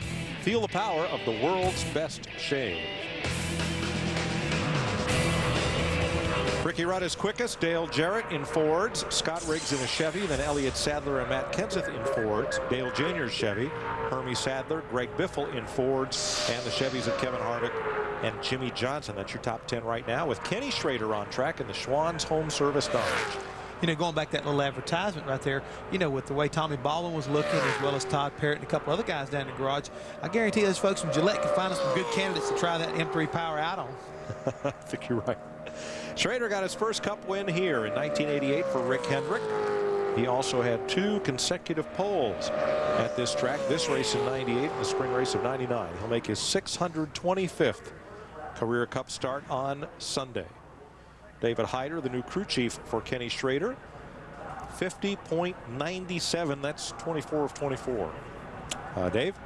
Scott Riggs looking to make his second start here at Talladega on Sunday. It wasn't a huge pickup, but are you pleased with that? Well, I'm glad we picked up a little bit at least. You know, we threw everything at it in practice. We didn't really sandbag and hold anything back. So we wanted to see what we had. We wanted to back some tires and see, you know, what was going to be better, stickers or scuffs and things like that. So yeah, it's good for us. It'll be a good top 5 starting position for us, hopefully, for the Valvoline Chevrolet, sporting the Xerox colors this weekend. So we hope we can have that kind of start. Hope we have that kind of finish. Was that 100% no sandbagging? That was 100%. The only little bit we might have gotten were when we went through that room of doom the last time. They said, "Oh, you can tweak this here, tweak that there." So that's about all we got. When they tell you to tweak it, you definitely do it, Marty. Dave, I can pretty much guarantee Jeff Burton wasn't sandbagging. 40th in practice this morning, but 2 of your 3 teammates have picked up in the qualifying, Chess and Jeff. Yeah, we think we'll pick up some. Certainly we're not where we want to be, but, you know, they keep telling. They told me before we came down here, look, this car doesn't qualify well, but it's going to race real well, so don't panic in qualifying. So we need to be better than 40th, obviously, with AOL Chevrolet, but we'll just do all we can do, and, you know, they keep telling me how great it races, so I'm looking forward to that. It's always good when they lay it all on the line before you even get on the airplane, right? They were 100% honest about it. I mean, they told me right up front, they don't qualify very well, but we'll race well, so we'll see what happens. But your old cohorts, the Ford guys, the 48, or the Roush Yates engine package really has picked up. That surprised you in some ways? No, it doesn't surprise me. They've been working real hard. It surprises me that Matt can qualify that well. I mean, golly. You know he's watching, too. Well, I wouldn't say it if he wasn't. Matt Kenseth right now is 5th, and there are 4 Fords in the top 5. Here's the defending Busch Series champ, Brian Vickers, the Ditech.com GMAC Chevy, qualified 3rd last week, his 10th top 5 start of this rookie season. All right, Mike and Jeff, I'm trying to get back to the booth. Even though you can't see me, don't you be talking about me, because I can still hear you. Quick, lock the door. I mean, we're still safe right now, Mike. Brian was 13th in practice earlier on at a 50.79. So let's see what he can put down as far as his first lap as he comes back to the start-finish line. 51.39, that's ballpark. Yep. We've been watching the 60s, not the decade, but the gap between 50.60 and 50.699. And right now, we got about 7-8 cars in that group. Yeah, we got just a little bit of room at the head end of the 60s right now. It starts at 63, so if he wants to run like a 62, he can get up there or squeeze in between that 50-59. So we've really got a tight field right now developing as far as this qualifying way starting to shake out, Mike. From 63 to 73, 9 cars within a 1/10 of a second there. Let's see if Vickers slots in among them. Larry Mack, a little more sunburned than when he left us, rejoins us. I'm back. I'm back in my domain now. I felt kind of out of place down there, but DW told me go wherever you can go to get airtime. Excuse me, I'm about to be right here. Brian's 50.67, right? Smack in the middle. Smack in the middle right there. 15th fastest. Here's Dave. With Kevin Harvick right now, you went from a 98 to a 59. Not too bad. You like that? Yeah, that was a great lap for the guys. I was standing here trying to drink this Coke, and I got it all over myself, yeah.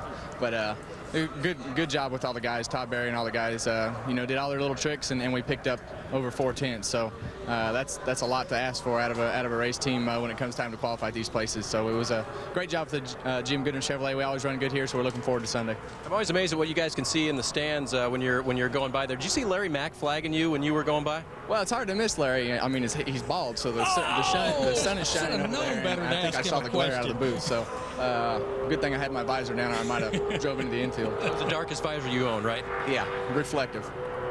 Very good, Larry. Now they know how to deal with you. It's people like him, though, the reason I'm minus a ton of hair. Go ahead and blame it on somebody. Go ahead and blame it on somebody, Kevin. Larry Mack. See you tomorrow. Ooh. I like Kevin Harvick for a lot of reasons. Yep. Yeah, he jumped right on your bandwagon. Exactly. Speaking Jamie of bandwagons, McMurray in the Texaco Haviland Dodge, and a paint job that brings back memories and evokes the memory of the late Davey Allison, member of the Alabama gang, and for many years a fan favorite here at Talladega. Paint scheme that he used back in the 1990 season. Yeah, but it looks great on the racetrack. I'm telling you, you can always knew where that 28 car was with this paint scheme when it was coming at you, because you couldn't miss the hood on it. Coming at you, going away from you, or a mile away in turn 3. That big red and white star stood out from the field. Finished 9th here at Talladega in the spring race. 2 of his 6 DNFs this season, though, were the 2 Daytona races.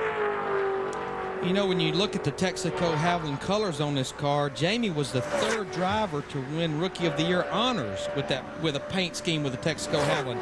Davey Allison won it in 1987, the late Kenny Irwin in 1998, and then Jamie last year. And you talk about a kid right now that's on a roll. He's got 6 straight top 10 finishes I mean, this team has really come together. It's a shame they didn't crack into the top 10 as far as the chase for the championship, but they are doing everything they can to hang on to that 11th place so they get a chance to go up on the stage and make a little bit of money when it gets time to go to New York. And that is one thing that will be different about the banquet this year. The 11th place driver gets a spot on stage and gets a big bonus for 11th in the points. And right now, Jamie is in 11th, 99 points ahead of Kevin Harvick, who is 12th. And I think that's going to be quite a race as we get further into this chase for the championship and these final 8 races. I think those 2 guys are going to put on a whale of a battle for the 11th place. And you can't rule out guys like Dale Jarrett and several other ones that are still in contention and have been getting stronger as the season goes along.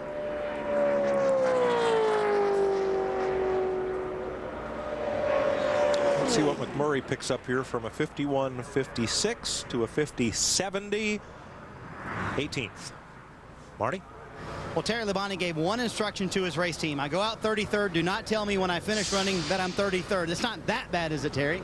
Well, we were 33rd, I think, in practice, and we struggled just a little bit. I don't know, it's the same car we had at Daytona in July, and it ran really good down there. So they've changed a lot of things on it, so hopefully we can pick up a little bit. I'd like to start up in the top 15 if we could, but, you know, I guess it doesn't really matter. Well, that's what those crew chiefs always say. They always say it's going to race good, don't they? You know, to be honest with you, it's really kind of hard to make a car that doesn't race good here. You know, most of them, doesn't matter where you qualify, at some point you can make your way to the front. So I think our car will handle good, and, you know, I just hope we get a pretty good qualifying run. Well, it did pretty well in Daytona in July, as he mentioned. They finished 8th there. And Larry Mack, you crew chiefs do that, don't you? Yes. You always tell them to race well. That's exactly right. You got to keep that confidence built up. But, I mean, Terry's right. We talked about this earlier in the show. This is just not what you'd really call a handling racetrack, especially now with the smaller fuel cells where you come to pit road more often to be able to adjust the chassis and change tires. There's probably no track on the circuit where the crew and the preparation have so much to do with the outcome, both in qualifying and in the race. Rusty Wallace will make his 43rd Talladega start on Sunday. He's qualified in the top 10 here 8 times with a best start of 4th in 1997 and a best finish of 5th. You know, talk about all the work that goes into the preparation for these race cars that run at the super speedways on the restrictor plate.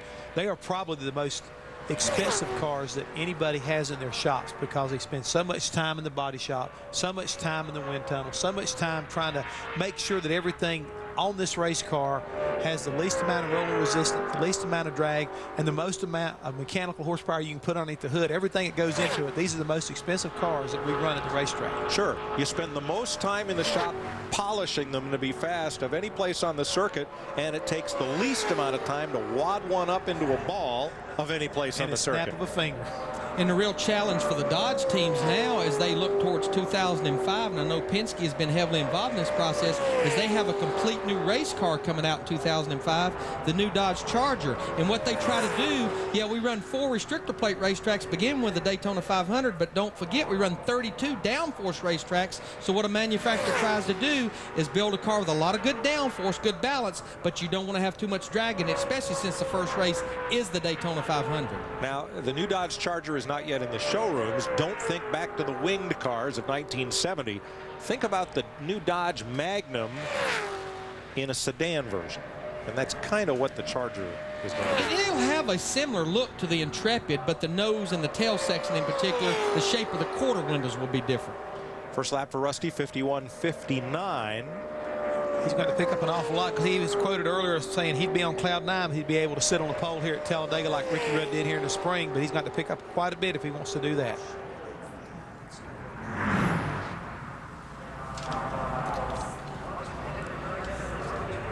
You know, we never quit watching the flag. Now the flag in turn 4 is standing straight down. That's something a lot of these teams will like to see.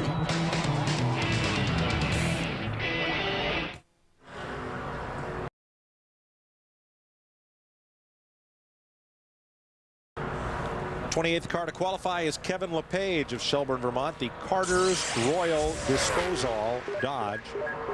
The number 37 was 43rd in practice, 51.97 on the first lap. Mike, he's going to be one of those cars that can be very borderline. They have some attempts, but they're way down the provisional list. Yeah, they're go or go home, Larry. And I hate to say this, but watching the attitude of that race car, it looks like it was extremely slow down the back straightaway, like it really wasn't picking up the speed like a lot of these cars have.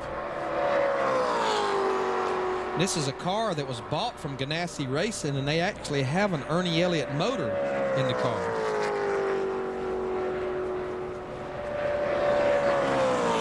Yeah, he would have to pick up a second even to move up one position, and he only picks up about 0.6 to 51.34, so he'll be 28th quickest out of the 28 cars that's qualified. And here's Dave. Jamie McMurray has qualified for the show on Sunday. Your 5th start here.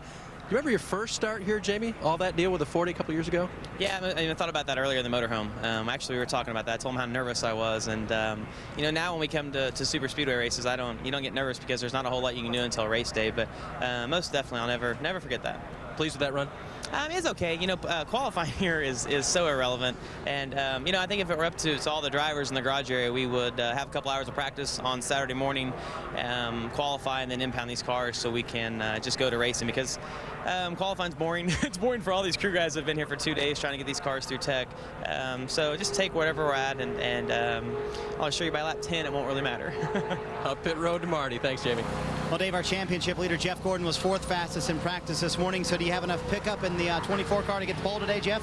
Well, I don't know. You know, we pretty much gave it everything we had in practice and didn't expect to pick up a whole lot here. But, you know, a lot of guys have picked up, so we hope that we do as well. I just don't know if we're going to be able to pick up quite that much. But I feel like we should have a good, solid run.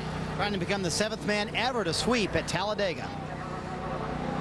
Well, here's the man that earlier, he didn't exactly promise the pole, but he sure promised he'd make a run at it. Joe Nemechek in the U.S. Army Chevrolet, fastest in practice and twice a pole sitter here at Talladega. And we've been seeing most cars pick up from what they practice. As I mentioned when I was on the flag stand, I sat up here in the booth during practice and watched this race car run a 50-30 on 2 completely different runs, and all he would need to do is pick up just shy of a 10th, and he would better Ricky Rudd's pole speed. And certainly they're capable, Jeff. His teammate Scott Riggs ran a 31, which right now stands as 3rd quickest. Well, just watching him getting up to speed here right now, guys, I've been watching. He's 22nd fastest coming to the green. And when you start looking at that number, we saw earlier that you needed to be like a 50-80. He's right around a 50-91 right now. He's dropped back off. So let's see what he does on his first lap, because it could be a good indicator of what he's going to run here on his money lap.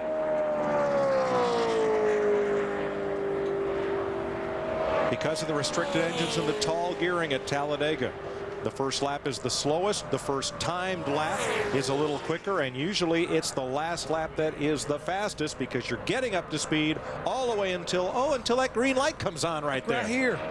That's what we're all talking about right now, is he came through there on his warm-up lap basically at a 50-88, and that's exactly where he needed to be if he wants to have a chance to unseat Ricky Rudd. Crew Chief Ryan Pemberton standing on pit road, looking it over with another man who could have a car up on the pole, that being Jack Roush. Right now, he keeps getting quicker as he goes, which is pretty much the nature. He looks like he's going to be a little bit quicker than Ricky Rudd on his second lap. Says 4/100ths faster. Loses a little of that through the tri-oval. Did he do it? Bada bing. 50-20. So he picked up a 10th from what he ran in practice. That's good enough to put him on the front row right now on the pole. And you're not bragging if you can back it up. That's it. He backed it up.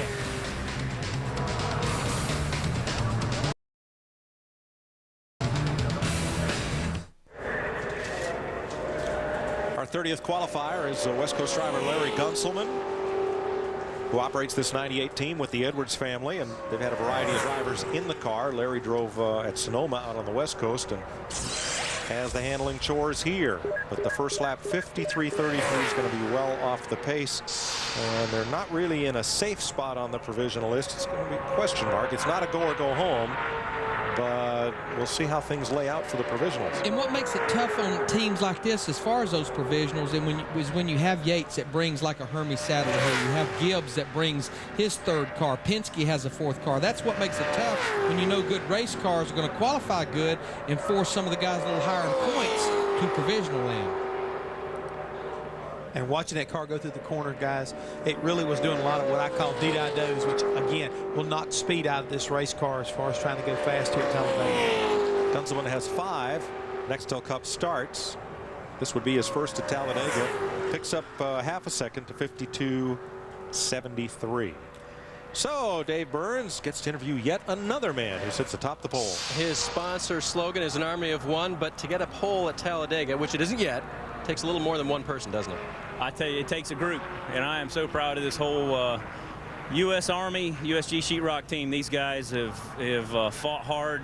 I mean, we've been right there in contention to get poles this year, and have run very, very well. And it just seems like we've had a lot of bad luck, and a lot of things happen to us. But hopefully that'll be the pole. If not, it'll be right there in the front. But I just got to thank my whole crew. I mean, it takes a group effort to make this deal work, and I'm proud to be representing the Army, and proud of all of our troops overseas and everything they're doing to let us have the freedoms we have here in the United States and be out here on a Friday qualifying at Talladega. I think what Joe's saying, Marty, is it takes an Army. Yeah, it also takes an Army to get the 97 car going, and Kurt Busch was third fastest this morning. You said you were a little surprised the car was so good when you sat behind the wheel this morning. Normally we're just optimistic to try to get a starting spot. This time around, it's unbelievable. Just the whole feel of the race car and what the team has done to build this type of speed with the Roush Yates engine program, and then of course the engineering department putting the body together. It's weird. It's a weird feeling. I mean, we've got a shot at the pole, but I don't want to be too optimistic. We just need to start towards the front and get 5 points early on Sunday. Give me a grade on these first two races in the chase. Obviously outstanding, first and fifth in these first two races. It's go time. We've got to go, and this is probably the thickest part of the woods, I believe. Everybody's looked at this race and looked at how much of a challenge it is to stay out of the wreck or to run up front, because we know that the Chevrolets usually do well. This is just the third race of 10. We still have to work just as hard, and hopefully we get through it without anything happening. Second place man in the championship, just 1 point behind Jeff Gordon. At this point, 1 point is nothing. It's nothing. That's no margin. And I've heard it said that when you come to Talladega, Larry Mackey used this analogy, you know, you're trying to dodge a bullet. I consider Talladega a landmine, because what happens here when that thing blows up, it's the collateral damage it takes along with you. I mean, it's not just the initial person that's involved in it, it's usually the subsequent people that get caught up in the big one that usually are the victims. Oh, that's how it kind of works out. The debris field from a single car spin can be 20 to 25 cars long. Scott Wimmer in the Bill Davis Cat Dodge, third place finish in the Daytona 500. Started off his rookie year 14th at Darlington, his best Cup start, and he's had a couple of low 30s starts here and a couple of mid-teens finishes. Scott was pretty quick in practice earlier. He was 16th quickest at a 50.83. His first lap is 51.54, so I'm going to anticipate that's probably what he's going to end up running, is maybe somewhere in the 80s, low 90s, maybe high 70s. You realize if that was a weather report, that's pretty broad range. Well, that's what they do in Florida, 50% chance of rain every day. Yeah, 3 p.m. And if you're a gambler, it's what you call covering the spread. More on the Weather Rock a little later as Wimmer completes his run. You know our Weather Rock, if it's dry, it's sunny. If it's wet, it's raining. If it's gone, tornado. And he ran a 50.81. So I was 23rd. close.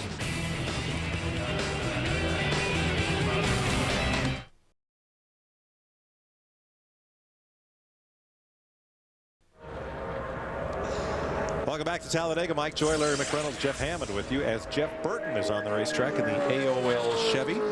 Started third here for Jack Roush in 1999 in the spring race and finished third for Roush in this race 3 years ago. A fifth place start at Richmond, his best of the season in this car. He'll be pretty happy with that first lap, 51.11, because the fastest he ran in 17 laps of practice was a 51.26. So if Jeff picks up a half a second, he's going to be, guess what, in probably the 60s. And we've got a lot of cars in the 60s. 70s, 80s, or low 90s. I think he took lessons from you, Larry. Yeah. But again, when we interviewed him earlier, he felt like they were going to make enough changes to this race car. He was very confident, a lot like Kevin Harvick, that they were going to make the necessary improvements. And as he gets ready to head through the tri-oval and bring her back to the start-finish line, he's got a darn good lap going, guys, right now, and it's going to get him up on the top side of those 60s, it looks like. Well done, 62, 56, 562, 50.562 for Jeff Burton. And he beats Kevin Harvick, his teammate. A 56, top 10 run for Burton. Dave? Scott Wimmer picking up about 2 100ths on that lap. Scott, was that about what you expected? No, we expect to pick up a little more. We thought we had a little more in the car than that, but she didn't want to run any faster. So we'll go over to race trim. I think we got a real good car for the race, and hopefully we get that Caterpillar car up front. Scott making his 3rd start here at Talladega on Sunday. Mike? Thanks, Dave. Again, we look at that group from 63 to 73, and there are 12 cars packed within that 1/10 of a second. And they range from 12th down to 22nd. Terry Labonte has come here since 1979 with Billy Hagan. What was then the Stratograph, number 44. 1997. Terry Labonte, Bobby Labonte. Tri-oval, checkered flag. He was definitely putting a block on his brother there, Bobby, in the 18 car. Says, you want to get around me, you got to go through me or over me one, and he held him off. One of his 2 wins here. He won here for Junior Johnson in 1989 as well. He actually has a Bud Pole here as well. 51 starts here with 14 top 5 finishes. Tuesday of Charlotte Race Week at the Hendrick Shops and Museum.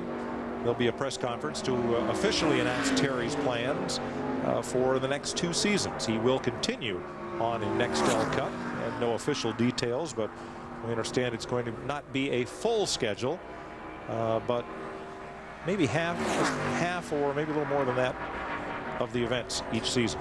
Well, I can promise you right now, he'll be a lot like Bill Elliott. When he shows up, you better pay attention, because when he gets here, he'll be locked and loaded and ready to get the job done, because Terry Labonte still knows how to drive a race car. Well rested and well prepared.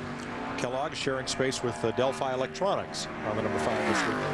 Terry was 32nd quickest in practice. Mike, before I forget it, a while ago, you were certainly wishing Alan Bestwick to a speedy recovery, and we will look forward to seeing Alan back at the racetrack soon. But we have to wish our producer of NASCAR on Fox, Neil Goldberg, happy birthday today. Hey, you know what? I was talking to Matt Yoakum, and he said this was turning 50 years old. I mean, and I tell you right now, whenever you check for something with Matt, you know it's the gospel. And Neil, just so if you're listening, that was Jeff Hammond that said that. That was not Larry McReynolds. But I got it from Matt Yoakum. Sure you did. We're going to have Slob run the numbers, and we'll get back to you on that. I think that's where Matt got all his information. Terry's first lap, 51.40. So if he'll pick up about a half a second, 6/10, that's going to put him in the 80s, 90s. Somehow I don't think Neil is any more 50 than Hammond is. But we'll check with Matt. I think but you know what, Jeff? What's that? Keep breathing, you'll get there. We're with you, buddy. Thanks for the vote of confidence here, Mike. All right. Second lap for Terry Labonte.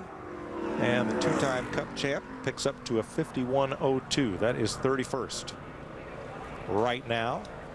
And that locks, you know what, I think that locks Chad Blunt into the field, because Blunt was on the bottom of the provisional list. So he'll run the race on Sunday.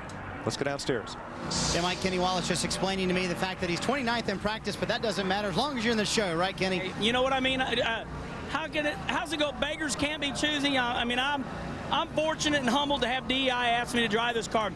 You know, Michael Waltrip had the sponsor, but, you know, Richie Gilmore and everybody at DEI wanted somebody to help work with Junior and Michael, and they picked me. So, I mean, that's pretty humbling, and I'm happy. So just as long as I'm in the race, I can get the job done. And I understand you're going to spend your evening on the trackside stage. Any preview of what you're going to do with those guys? Well, I'm very nervous because my brother Rusty is going to be on there. I'm going on as a driver tonight, so they have to interview me. So I'm just wondering if Rusty's going to shy away from me, or is he going to ask me a question? He thinks I'm goofy anyway, so I hopefully he'll ask me a serious question. I don't know, Larry Mack. You guys can be serious on trackside, can't you? We can be serious. I pay taxes and take out the trash, so I know I can be serious. I know you can, but I'm trying to figure out if they can be serious. We can be serious, but one thing we're guaranteed is to have fun. All right, he says they can be. He says they can be serious, but the one thing you're guaranteed is to have fun tonight. Hey, you know what? Besides that, tonight, as soon as I'm done there, I'm going over to do a match race with the Red Farmer and Kenny Schrader on the dirt track. You know, my dirt racing escapade has taken off into these modifieds on Tuesdays and Wednesdays. So Schrader believes in me enough that I can keep the dirt car straight. He's asked me to do a little match race with him. So Talladega Super Short Track tonight. Be there. Oh, Kenny. All right, Kenny Wallace got a busy night, and Jeff Gordon's on the track. We got a lot going on. Tell Kenny he's got to go pick on somebody his own age. Red Farmer is what? Red Farmer's older than the dirt track. Don't mess with the And bull, the dirt or in it. you'll get the horn when it comes to the Talladega Short Track and Red Farmer. And Red's still racing and winning. He'll knock the fool out of you if you mess with him the wrong way. And seriously, he's somewhere in his 70s. And won't tell us where, but we hear it's 72. That's close enough. That's not from Matt. Jeff Gordon, the point leader and the leading active driver in championships won. In quest of number 5. This get up to speed lap looked like it's going to be around a 51 flat, just looking at the scoring monitor here and looking at where he's 32nd quickest right now. We know right now the fastest first lap was 50.81 by Dale Jarrett. I don't think that's going to be the first lap Jeff Gordon was looking for, 51.15, so he's going to have to pick up a lot. Remember, he was 4th quickest in practice at a 50.50. 3 wins here, plus 5 at Daytona, so that's 8 plate race wins in 47 starts. He's led 16 of the last 19 Talladega races. In this year, he has the most wins, the most poles, the most top 10s, the most races led, and he leads the points. Pretty much covers it, doesn't it, Mike? So far, but only by 1 point. And you see right there, right now, he's about 6th quickest. And I'm going to go back to what Elliott Sadler said earlier. I would be one of the teams that likes going out here early. It's been 5.5 hours since these race cars have been on the racetrack, and he's going to end up 50.46, 5th quickest. I know that's not what they were looking for, but that even though these guys try to do everything they can to keep the hubs warm, the transmissions warm, they pretty much have gone stone cold, and when you have them cool down, that robs power. 7 of the 10 drivers in the chase for the Cup have made their runs, and none of them in the top 4.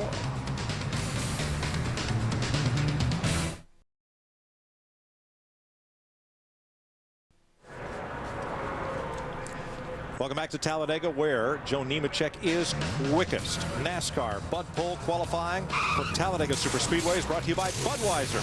It's time for a fresh one. Grab a Budweiser. The race is on.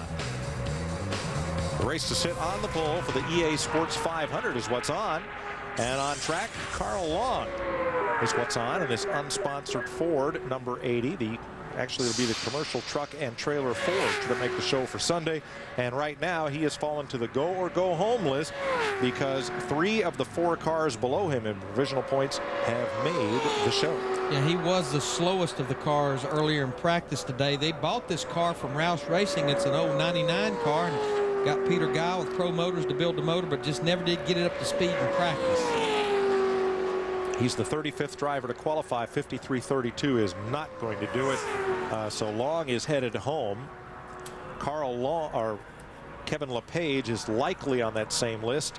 And the final driver to miss the show is going to be between Kenny Wallace, Kirk Shelmerdine, Larry Gunsum, and Mike Wallace, Jimmy Spencer. Let's go back downstairs. Well, Michael Waltrip has qualified 2nd in the last 2 restrictor plate races. You practiced 6th this morning. Is it good enough to qualify up front, Mikey? Yeah, it definitely is. Slugger and the guys just do such a great job of preparing the car before we bring it here. It was good right off the trailer. And last time I think we practiced at a 50 when we were here in the spring and then ran an 11 or something qualifying. So hopefully we can do that again. That'll be good enough to be first. We'll see. I got to warn you about tonight. The guys are kind of wired up about trackside tonight. You got a lot of guests coming around. Well, that's a cool show. I have a lot of fun doing that, and the fans just are so much fun to be in front of a live audience like that.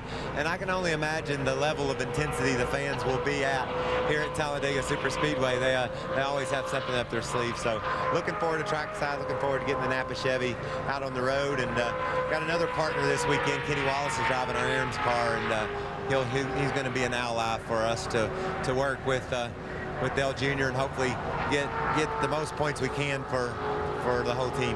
That's the name of the game, isn't it? The more friends you have at this racetrack, the better off you are. You need at least one good one, and as many as you can get. Kurt Busch, the Sharpie Ford, 2nd in points by 1 point in the new Chase for the Nextel Cup format. This will be a big bullet to Joe Nemechek because Kurt Busch was 3rd quickest in the practice earlier at a 50.40. Jeff, he seemed a little surprised, but very pleased to have a shot to run for the pole here. I think so. Whenever you think about where he's come from and the fact that what he's looking at when you come into Talladega, having finished in the first 2 races in the chase for the championship in the top 5. He just wants to continue that string. And if he can come in here and have a very fast race car, and he's really good. He's gotten so much better at these restrictor plate races, understanding how to work the draft. So when he can get kind of motivated and feel like he's got a fast race car as far as qualifying, he is definitely going to be a threat. And what was interesting in 1 and 2 on this first lap, he was right against the wall. He moved down about a half a lane in 3 and 4, and as we've seen everybody, once he gets here, he'll go to the bottom of the racetrack to run right around the bottom on this second lap. Yeah, as you say, just corkscrew your way down the track as you get toward the money lap.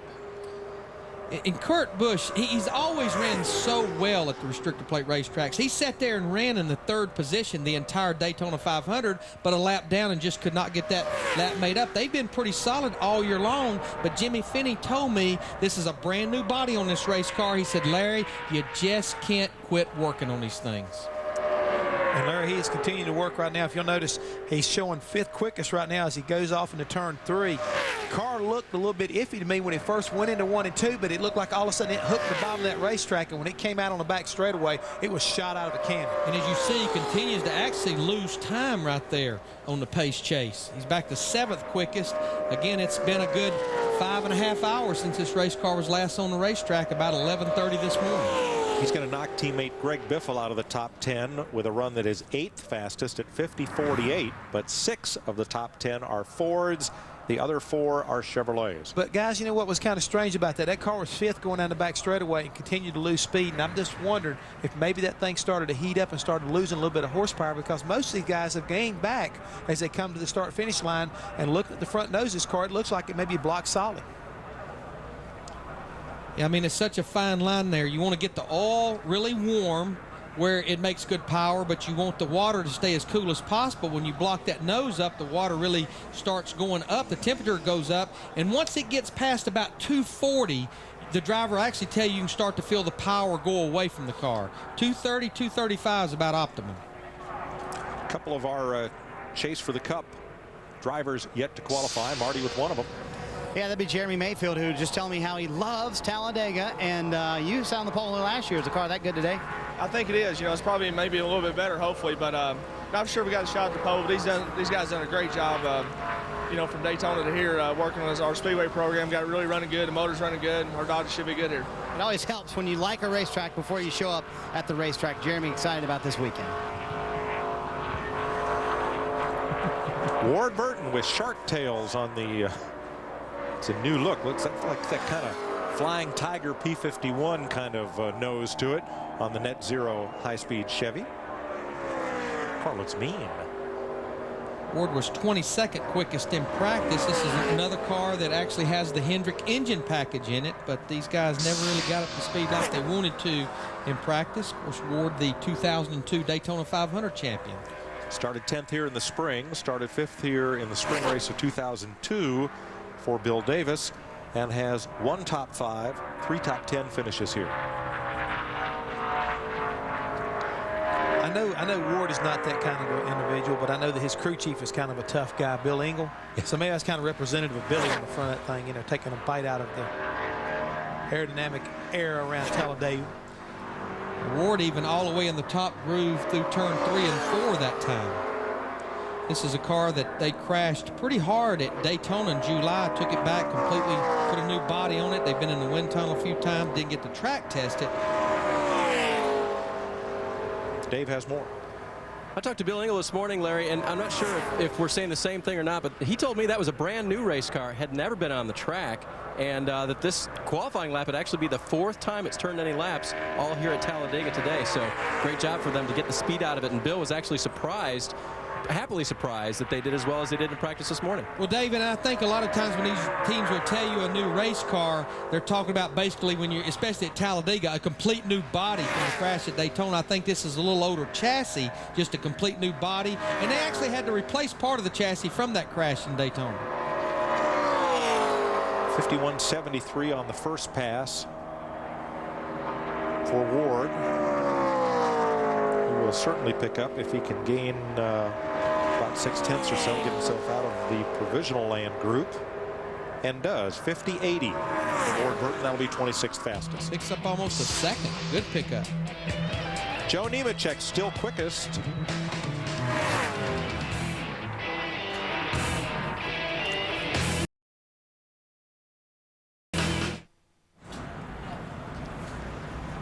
Welcome back to Talladega. Bud Pole qualifying. 37 cars down. 10 to go. Joe Nemechek is fastest. Ricky Rudd, Dale Jarrett, Scott Riggs. 2 of the title contenders still to go. Jeremy Mayfield and the man who's waiting to talk to us. That would be Tony Stewart. And see, problem is, turn back around. Let's see the autograph on the back of your uniform. You got an autograph back there. What happened? I signed Jimmy Johnson's uniform. So you fired the first salvo in the match then? Yeah, actually, we're actually going to swap these uniforms with each other and put them in our collections at home. But no, it was pretty cool. I mean, that just shows how much fun we all have down here. Right, 20th fastest this morning. More speed in this 20 car? Hope so. You know, we think there were a couple guys at the end of practice that were drafting, so I don't think 20th was a true reflection of where we were. But, you know, I know Zippy and the guys had some tricks up their sleeve. Hopefully, I don't know how much it's going to be worth, but hopefully it'll be, you know, enough to get us close to the top 10 maybe. This car always drafts well. They finished 5th with it. By the way. Yes, go ahead. By the way, I was listening, I was watching the show in there because going 43rd, you pretty much have 5 hours time of break. to take a nap. Right, which I took 2. But I know I was listening to Kenny talk about this match race tonight. Right. I got $100 on Red Farmer. Oh, really? Down. So you agree with Hammond. Hammond said that, you know, never bet against him. Yeah, you kidding me? Farmer can, I wouldn't even fight with Farmer over there. I mean, he may be 70 years old, but his arms are as big around as my legs are right now. So I still got $100 on Farmer tonight. You agree with that, Jeff, right? Oh, well, tell Tony. Oh, Jeff's gone. That's right. Jeff had to go trackside. So anyway, tell Tony what? He's a good judge of talent because I don't think he'll get anybody to take that bet. Mike says you're a good judge of talent because no one's taken that bet.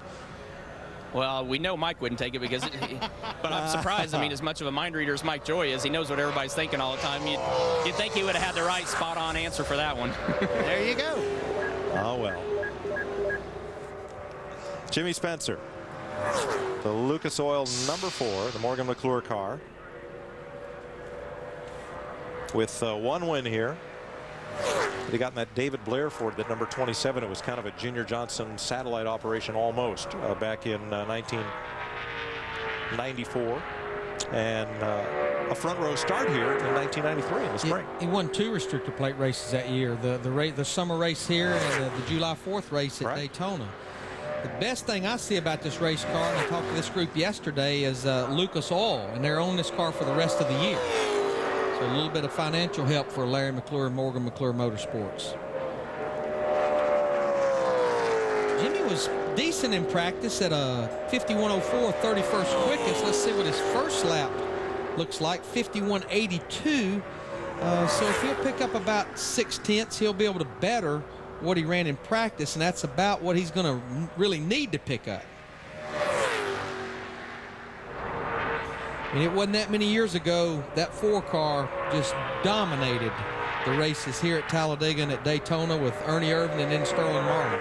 That's like we said at the top of the show, Larry. Which team has figured out the little trick secret that nobody else has to be able to go quick here? We know that MBV and MB2 with Joe Nemechek and Scott Riggs quick in practice, and they have 2 of the top 5 spots on the board. Robert Yates with Jack Roush and the Wood brothers, that Ford engine package with 2nd and 3rd right now, along with 6th, 7th, and 8th. And then we mentioned also a while ago, right now the fastest Dodge is Jeff Green's 16th quickest. We don't even have a Dodge in the top 15, but this will be the last race at a restrictor plate racetrack for that Dodge Intrepid body style. Jimmy runs 51.08. That puts him 35th quickest. So now we have had 38 cars take the clocks. So right now Carl Long is on the bubble in the 80 car. You know, and Jimmy is not safe for being in this show, depending on what happens with Mike Wallace, Kirk Shelmerdine, and Kenny Wallace. Michael Waltrip went from top to bottom to hold everybody at bay and win here at Talladega 1 year ago. All 4 of his Cup victories have come on restrictor plate tracks. And there you see his teammate Dale Earnhardt Jr. finished 2nd. Out pops Mikey out the roof hatch. That was 1 year ago, which was the last time that this team went to victory lane. And I think it's been a few cars since we talked to a crew chief. I think we have Slugger Labby, Michael's crew chief, on headset. Does it seem like it's been a year since you guys been to victory lane, Slugger?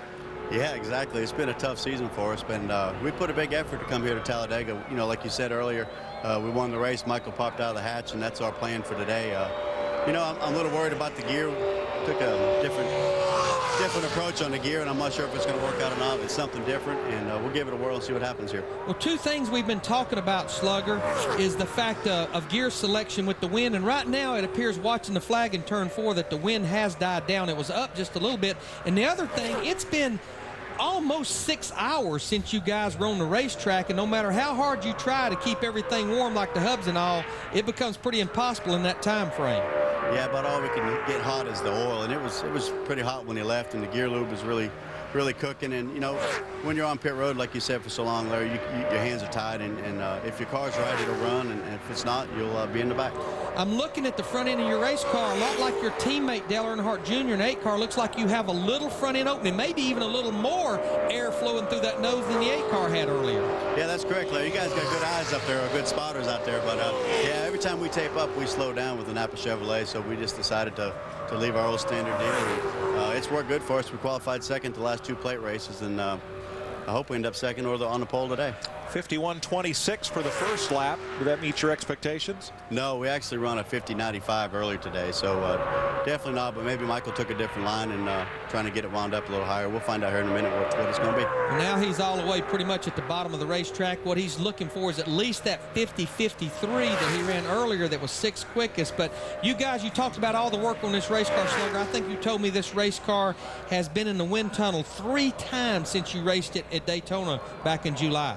Yeah, it's been in the wind tunnel quite a bit. You know, myself and Tony Sr., we got kind of mad that the Hendrick cars ganged up on us, and we went to work on it. And, you know, it might not show today, but come race time, tomorrow in race time, I think we'll be right there with the 8 car and with Kenny Wallace and the 1 car helping us out. So pretty close, 50-57. Well, at least we didn't slow down an awful lot. All right, thanks for joining us. Thanks for having me. His teammate Dale Jr. ran a 50-53. Michael Waltrip 50.57, 13th fastest.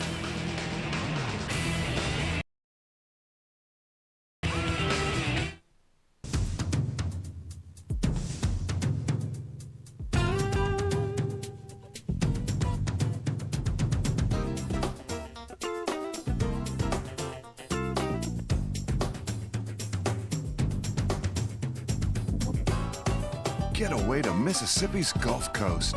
Call for your free Fun Times guide. It's got everything you need to know to plan the perfect getaway. Mississippi's Gulf Coast. What a way to get away. There's one of our guests on trackside tonight, Kenny Wallace. Driving the DEI #1, this week's Aaron's Dream Machine. Trackside presented by Gladiator Garage Works. Oh, and Jeff Gordon is on trackside tonight. And we'll be able to ask him, does he think they have caught DEI at the restrictor plate racetracks? We'll see. Our 40th qualifier is Kirk Shelmerding. He's on track. Let's go trackside. Mike, Casey Mears and I talking about just what a struggle it's been for Ganassi today. What's the deal, Casey? I don't know. I mean, hopefully we break the streak here. It just, you know, we lost a little bit somewhere and just haven't been able to get it back. You know, in practice we're a little bit slow, but you know, we were leaving a little bit there, so hopefully we gain, you know, what we think we can. You know, if we could run a 60, that'd be awesome. You know, obviously the 60s are pretty full right now, so if we can get a low 60 is what we'd like to do. And we got the breast cats that are wearing this car this weekend, and I just want to say hi to everybody out there that we're helping out with that, and just really appreciate it. It's a lot of fun.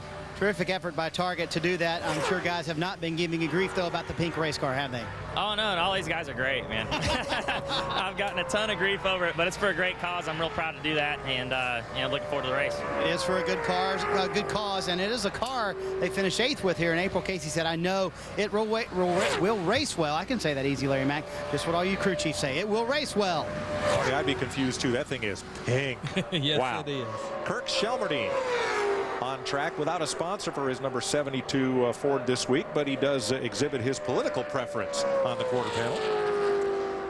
Kurt was 43rd quickest in practice, 45th quickest in practice, and I talked to Kurt, and he has a Yates motor in there. Now, it's the old-style Yates motor, and he was even excited because for the very first time this year, he got to come down here and test for about a day prior to the race. 52.27 on his first lap. He does have a pole here in ARCA. Came in 2000 for the ARCA race. He does not have a provisional available. He is go or go home, and that go home list right now looks like Carl Long, Kevin LePage, and we'll see who the third one ends up being. And that, of course, is unofficial until we're done. 8 cars to go. That first lap puts Kurt on the bubble, 38th quickest at that 52.27. That has bumped Larry Gunzelman and Carl Long out of the top 38.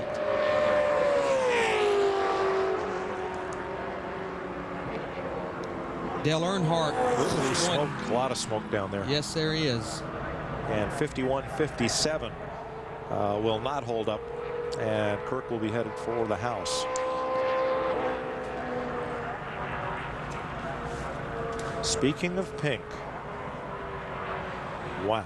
And basically what this is, it's Target and Ganassi Racing honoring the Breast Cancer Awareness Month, the whole month of October.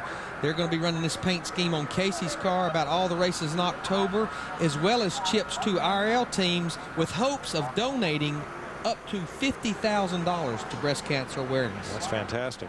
And another car you won't be able to miss out on the racetrack. Exactly. And just to go back and put a period, what I was going to say as we were watching Kirk Shelmerdine start to smoke is Dale Earnhardt won 10 races, 10 Cup races here at Talladega, and Kurt was his crew chief for a number of those races in the early part of his career. The Aaron's #1 from Dale Earnhardt Inc., Kenny Wallace. He is the driver. He ran a 00 for Michael Waltrip Racing. Same sponsor, same paint scheme pretty much here at Talladega in the spring. Started 27th, finished 37th. Remember in October of 2000 when he got his best finish in 37 restrictor plate races, helping Dale Earnhardt draft to the front and away from the pack. Kenny winding up with a close second place finish. And I'm sure we'll be talking to him about that tonight. I talked to him about that several months ago, and he said there is no doubt that is the most memorable moment he has ever had in racing. That was Dale's last victory. And even Dale said, he said, without Kenny Wallace behind him, didn't think he could have made it back to the front. Yeah, because, I mean, he was back in about 22nd position with just a handful of laps to go and just basically went right up through the middle of the pack. A bunch of us are still wondering, how did he do? How did he get that done? But that was with that aero package that the Busch cars run now with the fin across the roof and the bigger rear spoiler, a little bigger plate. It's a package I really liked as a crew chief and certainly as a broadcaster. And Kenny and this group, they would be all over the top of a kind of a go or go home, wouldn't they, Mike? Be very borderline. Kenny was actually 29th quickest in practice. Let's see what he can run on this first lap. His team very disappointed for the most part. This package was at Daytona in July, and they missed the show for Michael Waltrip Racing. His first lap is 51.64. So even if he picks up 6/10, that's just barely going to keep him in the 51-second bracket. Yeah, he's either got to make the top 38, Larry, or hope that Kevin LePage, who right now is 37th, does not make the top 38. Those are Wallace's two options of getting into the EA Sports 500 on Sunday. And when I look back at the last 15 or so cars that's qualified, Mike, the only cars that has cracked the top 10 was Jeff Gordon and Kurt Busch. I just think, as we talked to Slugger Labby about, everything has just cooled down so much in these race cars, they just can't duplicate what they ran in practice or pick up a lot. And you see the racetrack, everything from turn 4 to turn 1 is in the shade. That in itself doesn't create such a big problem. And Kenny Wallace is going to be borderline. 51.03 places him 36th right now.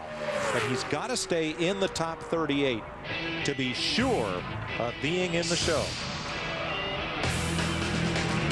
Joe Nemechek and Ricky Rudd on the front row so far.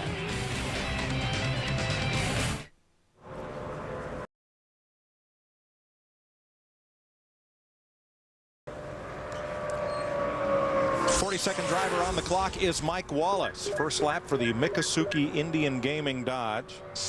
of James Finch, 51.68. That is 40th. Right now the bubble is Kevin LePage at a 51.34. If LePage gets bumped, he goes home. If he hangs on to the 38th spot, he races. Mike Wallace is a little further up the provisional point trail, but by no means safe unless he can lock into the top 38. And Mike was 34th quickest in practice. Talked to Mark Reno earlier. This team had some really good restrictor plate runs a couple of years ago. Maybe felt like they've just not been able to put as much effort into their restrictor plate program as they did a couple of years ago. If he picks up 7/10, he's just barely going to be around 51 flat, and he only picks it up to a 51.11, which actually puts him on the bubble at 38th, but it bumps Kevin LePage out of the top 38. It does, and I think that will set the field, because with LePage bumped out of the top 38, he is lowest in provisional points. Carl Long is next, and Kirk Shelmerdine doesn't have a provisional available. So that means everybody else is safe, and the three going home cars are Shelmerdine, LePage, and Carl Long, all of whom have now been bumped. I think this will be about the last bullet that Joe Nemechek really has to dodge. Jeremy Mayfield, he was 8th quickest in practice. Certainly not to underestimate Tony Stewart, but Jeremy was the only car that's left to go that was actually in about the top 15 or 16 in practice. Jeremy has 3 poles here for 3 different car owners: Cale Yarborough, Roger Penske, and Ray Evernham. And Mike, you know what I like about the chase for the championship? Jeremy Mayfield right now with 8 races to go, he's 10th in points, only 157 points back, which is not a lot. A year ago, and Tony Stewart's still yet to qualify. In fact, he's next up. Tony was 10th in points, 867 points behind Matt Kenseth. What was there to talk about? We got plenty to talk about this year. And as we mentioned earlier, just to remind our fans, 8 races, all of the qualifying sessions, all of the happy hour sessions for Nextel Cup will be on Speed. All you have to do is check your time. And all the final 8 races will be on NBC with our director Mike Wells, producer Sam Flood, and all the gang.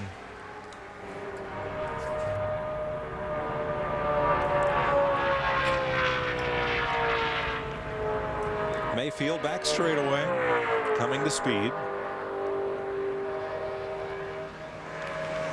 Jeremy has normally started awfully good here. He has 3 Bud poles, but in the last 10 races, he has finished 14th or worse. He's had a hard time having a good finish at the end of the race. You know, last year about this time, everybody might as well have been 800 points behind Matt Kenseth. Exactly right. A lot of people question the chase for the championship, but I think we're going to be excited about it all the way to the final lap at Miami Homestead in November. Jeremy, pretty decent first lap, 51.13. Yeah, that's within half a second of the best we've seen today. So Mayfield certainly has a chance to become the only Dodge in the top 10. Right now, the quickest Dodge is Jeff Green still, and Green is 17th in the Petty Dodge. You know, before Jeff Hammond left the booth, he was talking about it earlier, Mike. I'm just so amazed at how tight this field is. Right now, Dale Jarrett is 3rd at a 50.30, and you look back there, Kenny Wallace is 36 at a 51.03. That's only 7/10 of a second at a restrictor plate racetrack, 2.66 mile track. Jeff didn't leave because you were picking on him. Jeff went over to the speed stage where he will join Steve Burns for the start of trackside, which will follow us. Boy, Jeremy picks it up to 9th quickest on that second lap, 50.52. So he picked up just about a 10th from what he ran in practice earlier. Good lap for late in the day for Jeremy Mayfield. Well, Dave, looks like all 3 Wallace brothers will be in the race Sunday. Mike Wallace standing by. We just gave you the good news. You're locked into the field. How's that feel? Well, it's very good. I mean, I wish we would have ran better than what we did. That's about exactly what we ran in practice. And normally when you tune them up a little bit and push the brakes back and things of that nature, you know, should pick you up 3 or 4 tenths. So we didn't think we got any help in practice. We must have. But on behalf of the Miccosukee Gaming Resorts Dodge and Phoenix Racing, all the guys, thank them for all their hard work. And, you know we can race. We know how to win on these speedways, so we're going after it. You'll see Kenny, Rusty, and Mike on Sunday, guys. 44 down, 3 to go. One of those is Tony Stewart. Okay, 2 to go. Who'd I miss? We've got besides Morgan Bobby Shepherd, Hamilton who Jr. withdrew. and Casey Mears. So here's Tony in the Home Depot Chevrolet, who comes in here 9th in the standings, 135 points back with 8 to play. I know where the Cubs are, but not really, because Tony's been doing better than the Cubs lately. Yes, he has. So is everybody else. Rebounded with a nice finish last week at Dover. They were not very good on Friday in qualifying or at the first part of that race, but came home 6th. And just to clear the record, I like the Cubs. And Tony. Everybody likes the Cubs. Okay. And Tony. And Tony. All right. Let's see what he can do. He's qualified as strong as 3rd here in this race 2 years ago, and he has 3 second place finishes and 5 top 5s at Talladega. And in restrictor plate races, he has finished 2nd 3 times to Dale Earnhardt Jr., including the Daytona 500 earlier this year. But we talk about provisionals, pretty phenomenal record about this race team. 105 consecutive races without using a provisional. The last time they used one was right here 3 years ago, October 2001. And that's something a team should be very, very proud of. Tony was 20th quickest earlier today at a 50.88. Let's see what he does on his first lap, 51.49. So if Tony picks up a good 6 or 7 tenths, he should be somewhere in the 50.80s. Now here's where our championship chasers are right now. They're in 2 bunches. From 5th to 10th on the grid right now, Jeff Gordon, Elliott Sadler, Matt Kenseth, Kurt Busch, Jeremy Mayfield, and Dale Jr. Jimmy Johnson and Mark Martin 16th and 17th, Ryan Newman 19th. So they're kind of spread into 2 packs right now. We'll see where Stewart lands.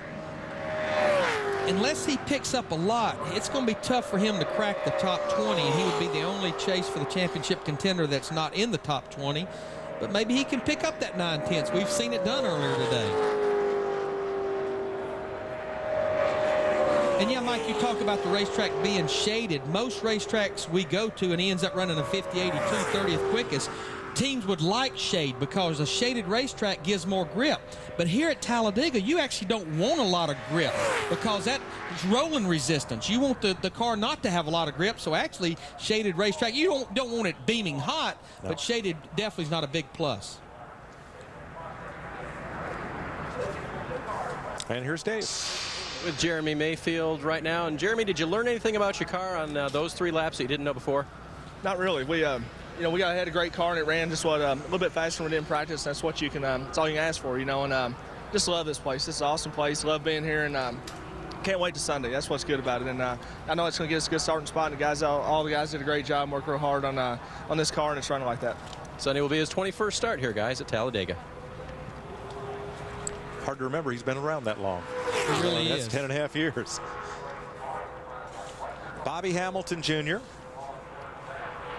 in the Tide Chevrolet. And there you see where he started in his only Talladega Cup appearance. He also started 28th this July at Daytona in the 09 that's driven today by Mike Wallace. Now in 6 Busch Series races here. He has a best start of 9th and a best finish of 4th. And they really struggled in practice earlier, Mike. They were only 42nd quickest, of course, at the restrictor plate racetrack. They come here with engines leased from Richard Childress Racing. They just never got this car up to speed. Harold Holly is here working with the team this week because the Busch Series is idle this weekend. In fact, this is Harold's hometown at Pell City, Alabama, just a few miles down the road. He shares that hometown with another famous figure in the world of sport, I think. No, Charles Barkley's from Leeds, which is just next door to Pell City on the way to Birmingham. That's it. Yeah.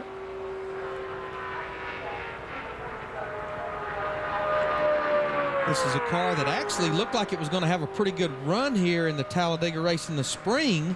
They lost an engine very early in the race with Ricky Craven driving the car. Do need to mention that right now Kenny Wallace is in the bubble spot at 38th quickest. See what Bobby Hamilton Jr. can get out of this first lap. Don't look like it's going to be real fast. 52.36. So he would have to pick up well over a second just to make it into the top 38, but he certainly would be a team that would be eligible for a provisional start. Right, and Kenny Wallace, even if he's bumped, would get, according to my sheet, the last provisional spot, even if he's bumped by one of these final two cars. If you're coming to Talladega for the weekend, tomorrow night, the big ceremony at the Talladega, the Texaco Haviland Walk of Fame in downtown Talladega. It's not an oxymoron. A nice little city square there, and the Walk of Fame is a great thing. Kyle Petty will be one of the drivers honored, and Richard Petty and Benny Parsons will do the induction, and everybody's welcome. It's a big event they have over there. A really neat place to visit. Bobby Jr. 51.64. That is not fast enough to make the top 38. So that Cal Wells team will take a provisional. And here's where the top 10 in points stand right now, subject to change from Casey Mears' run. Jeff Gordon, Kurt Busch, 1 point apart, 1 row apart. Third row, fourth row. But there's one thing about it, and I mean, I never would say at Talladega qualifying is not important, but I guarantee you that's not where these guys will be running when they come around to complete lap 1. No.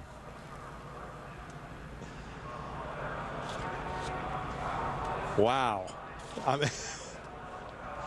right, Casey Mears getting squared away here, getting the window net fixed in that Target Fuji Dodge number 41. Casey was 36 quickest earlier in practice at a 51.17. But did Dodge used to call that color Panther Pink? I think they might. I think they might have. Somebody's going to tell me I'm wrong, but that's okay. Looks like it'll work. Yeah.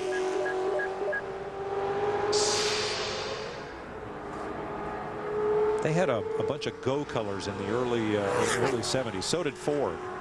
And they had crazy names on them like Sublime and such. There was a pink. Can't think of exactly what they called it, but it looked a lot like that for breast cancer awareness. And they will be running this paint scheme, as I mentioned earlier, the entire month of October. I'm not sure they're going to run it at Lowe's Motor Speedway in a couple of weeks, but they will run it at Kansas and at Martinsville later on in the month. Gangrene was suggested but rejected by the Dodge people for one of those colors. I think they used that on the Maverick. Casey normally qualifies awfully good here. In 3 Nextel Cup starts, he's qualified 16th or better in all 3 events. He has 2 Bud poles this year at Pocono and Indy back in the middle of the summer. Casey's another one of those guys that had an awfully good car at Dover last week, but had a flat tire under green and had to come to pit road and lost a couple of laps.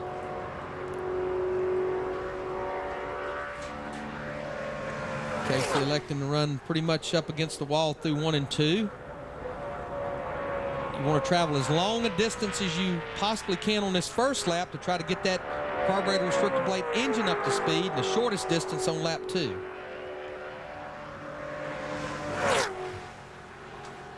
Time to beat to make the top 38, 51.03. That's where Kenny Wallace sits right now. Right now, the top 10, 5 Fords, 4 Chevys, and Mayfield's Dodge.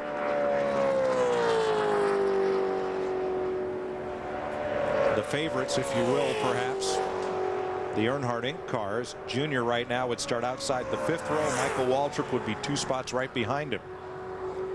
Casey's first lap 51.57, so you pretty much, I think you can go ahead and head Joe Nemechek over to the Bud Pole Award board. Yeah, right. Because Casey would have to pick up a 2.5 seconds to beat Joe. But if Casey can pick up about 0.6, that's going to just that's going to put him maybe in the top 30.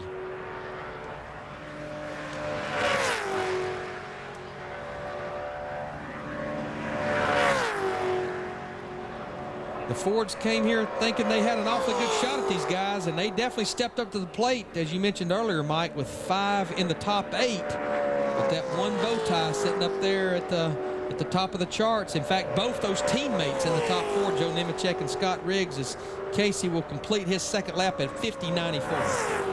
Yeah, but Ford will have 7 of the top 10 spots. The one spot they won't have is the one held by, and we can say it again for the first time in 4 years, Front Row Joe.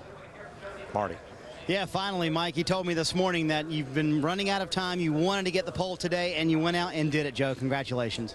Well, it's a team effort. I got to say thank you very much to the U.S. Army for letting me get in and drive this car, and USG Sheetrock.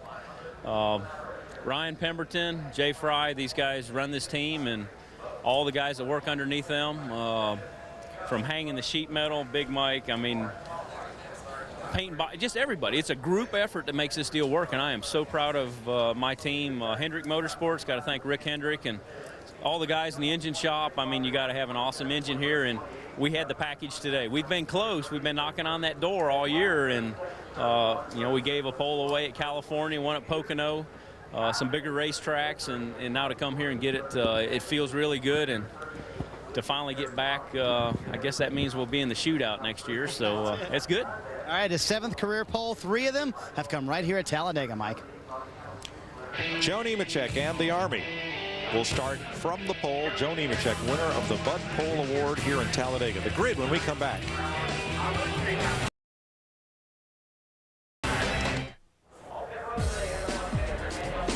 Here's a look at our Gillette M3 Power starting grid for the EA Sports 500. The first 2 rows, drivers not in the chase for the Cup. Joe Nemechek, his 3rd front row start this year.